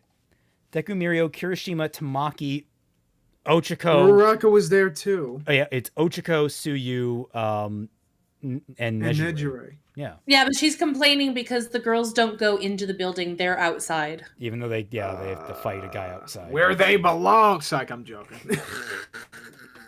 Isn't it usually the other way around? Shut up. When exam or an internship or a festival, the girls get little moments to shine. The festival was fucking integral in keeping morale high. It was an arc. It was an entire arc. Yeah. Jiro got an entire arc to herself. But when it's real action and being heroes and fighting villains, they're background, at best. I don't deny that this is a shonen aimed at a male audience, but you can have great female supporting characters in a story about mostly male characters who get to be a... You can, but you don't have to. That's not a necessity, lady. Well, not only that, You're trying to but say you're this as if this is a ignoring- cardinal sin against the series. Leo, as it's if like this this is a anime is so meaningful sexist. wrong. Look how little do the girls get involved. Proceeds to neglect Yeah. and downplay the girls' involvement. Yeah, Yeah. exactly. Like, you can't just say that the shonen anime doesn't have a great female cast or great female characters when you literally downplay and belittle them at every single point. Mufa's like, this show does have great supporting female characters, and it treats them like supporting characters. Yes. You don't La like Brava, it, she go also watch ignores something La Brava. else. That's true. Yeah. Oh, yeah. Oh, my fucking God. I forgot about La Brava. Yeah, She she's probably good hates too. La Brava, though, because La Brava is doing everything for the love she has for a man. critical part of the action.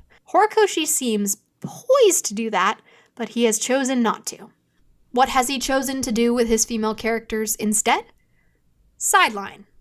Sexualize. Oh. Sorely disappoint. The flip side of gatekeep, gaslight. Sorely disappoint? She really stretched with that one. Yeah. Yeah. This is all compounded by the hypocrisy of having a moment like the sports festival, where it seems like Horikoshi is trying to comment on narrative sexism in shonen, juxtaposed with all the fan service through the rest of the series. It makes the entire scene read as faux feminism with no real meaning behind it. Sorry. No, it's not even supposed to be. See, that's your mistake. You're trying to make this moment about the meta of shonen anime, where it could just been a character moment between Bakugo and Uraraka. It's almost as if Bakugo recognizes that, like, he understands how powerful Ochiko's quirk is and how vicious she can be as a combatant, and he's taking her fucking seriously because he understands the kind of threat she poses, because he's a competent character, and he understands that just because she's a girl doesn't mean jack shit when he knows what kind of person she is. It's almost as if that's a huge point of this. It's almost as fucking if these are all characters that are interacting in their own interesting ways, and they're bouncing off one another, and the sexual moments are just comedic. Yeah, like, do I believe that freaking Uraraka could probably use a little bit more fat in the character development bones, for lack of a better term, like, I guess after season 3 or 4 or whatever, then onwards before the finale? Yeah, she probably could have used a bit more of that. But does that make the story terrible for not having any of it? Does it make it sexist? Fuck no. I mean, Bakugo can fly. He wouldn't really be affected? No, he would be. Dude, taking someone's gravity away, even if they can maneuver themselves, is still a fucking, like, danger. Yeah. Being able to launch himself as an explosion isn't quite the same as flying. At least there's a particular... And also, I don't know if he's trained that well at this point. I don't remember where he is with his training at this point. To remark on the sexism of shonen treating young women as fragile rings completely hollow when you not only don't comment on the male gaze, but use it completely uncritically. If this was a show that didn't even pretend to have an interest in developing female characters, it would still be irritating to see a ton of fan service, but it wouldn't feel as frustrating as it does in MHA as is. MHA is but one strand in a huge web of sexism that makes up our pop culture. There are It's not our pop culture. Yeah, it's Japanese pop culture, and you're just another strand in a bunch of idiots with no media literacy. So no, you are a strand of a bunch of people that, again, are going in this freaking nightmare scenario, looking for huge amounts of sexism within works where there barely really is all that much of it.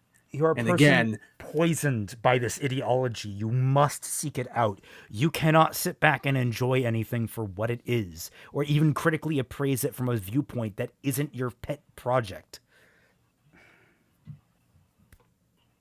I'm getting tired. Yeah. Series sexist than MHA. But MHA is such a good show in other respects that it makes me even more frustrated that it fails so consistently to treat its female characters right. The point. Acknowledging the sexist elements in a series, even as we enjoy the show as a whole, is important. Acknowledging the subtle and not so subtle ways the male gaze and sexism affect our viewing experience is important. Why? And not just in MHA, but in all media we consume. Why? One of the reasons I started this channel, over 5 years ago now, if you can believe it, was because I didn't see that kind of acknowledgement around issues of sexism in anime. All right, you that is a complete fucking lie. I'm sorry, bro. This is this is massive freaking cope. Every other goddamn day since I was 14 years old, ever since getting into watching stuff Last on year? YouTube. Shut the But every single day since I was 14 years old, I have been seeing video after video in my feed of people talking about sexism in anime, talking about why fan service is weird, why shonen anime female characters suck, how shoujo anime deals with women, the 19th trillionth video about Sakura fucking Haruno. Get the fuck out of here. Are you serious? No, you have zero right to say this. You are not paying attention. You do not understand the fucking anime community. I am gatekeeping you from this topic, personally. I am building this wall, and I will make you pay for it. I'm just seeing like Kaiser like just standing in front of her with his arms wide like a goalie, and just like doing a crab shuffle to like block her from. Yeah. Largely because prominent voices on anime YouTube, over 5 years ago now, if you can believe it, was because I didn't see that kind of acknowledgement around issues of sexism in anime, largely You're not because looking most of hard the enough. prominent voices on anime YouTube are male. Of course, issues around sexism The men talk about it too. What the fuck are you talking Yeah. and about? feminism do sometimes come up in others' content, but I hope I offered a unique perspective and gave you something to think about as you watch MHA and watch other shows. You gave me Please brain remake damage. this video. I pray to God that you remake this video at some point. Don't be afraid to think Oh, sorry. critically about something you love while still enjoying it. And don't be afraid to take seriously the sexism that's so often dismissed in media of all kinds. You have to think At all, the beginning though, of the show, first. Deku tells us not all men are Damn created right. equal. He means this as a reflection on what it means to live in a society where most people have superpowers and some don't. But it resonates another way in this series. Oh my fucking god, you are not taking the words "all men were created equal" and completely turning it into a sexism thing. Holy It's shit. gonna happen. This video's a fucking happen. joke. Because while not all men are fucking equal, joke. men get to stand above women in terms of how much they are respected and utilized by the narrative time and time again. This is MHA's most unfortunate truth. Not all video essays are created equal. Hi everyone! That was a long one, huh? Okay, we can stop this Too now. long. Oh. Yeah, we're good. We're free. I- We're finally goes on free. for You're 10 finally minutes. free, chat. Take her image out of your goddamn video. You don't deserve this ray of sunshine. I love derogatory how this person in this whole video never once mentioned Toga at all. Yeah, interesting that. Why did Oh you my ignore God, what? Toga? Yeah, I think you got like Holy one mention of her shit. once, but I can't remember if that was I us did or not her. know this. Dude, You Toga didn't just notice? blows Wow. out this entire fucking argument. I- Yeah, that's how much of a sexist I am, Well, Twilight. I I was don't gonna think say, you've like, I realized was this. waiting I for hate Toga the to come bees, Twilight. You're dead to me now, robot. You go to the scrap heap. No Toga, no La Brava. Yeah, it's weird. It's weird. Toga only got mentioned when it was in relation to Magni. Yeah, it's almost Holy like shit. I don't think that there was a way that she could talk about those characters and still have this narrative.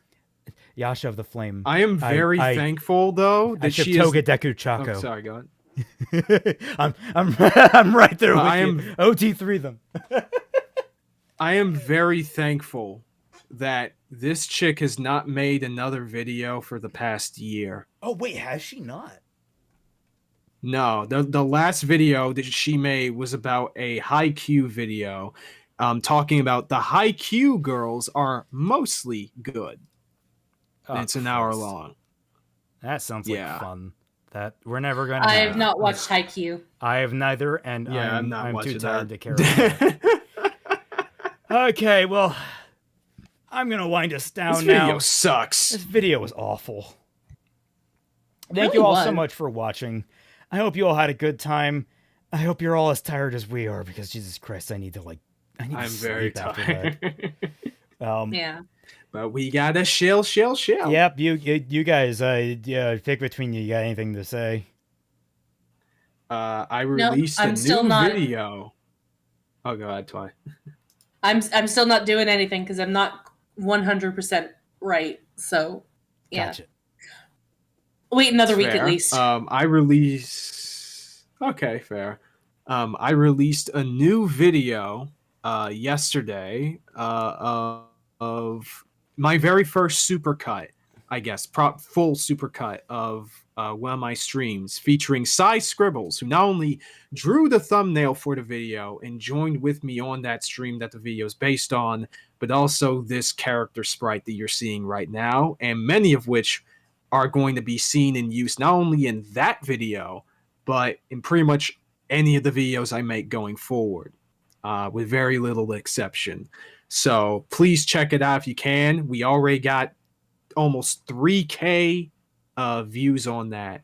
So definitely check it out if you haven't. It's really good. It's really fun. Gushing over magical girls will break this woman's brain. What the fresh hell does she want? What the hell were her points?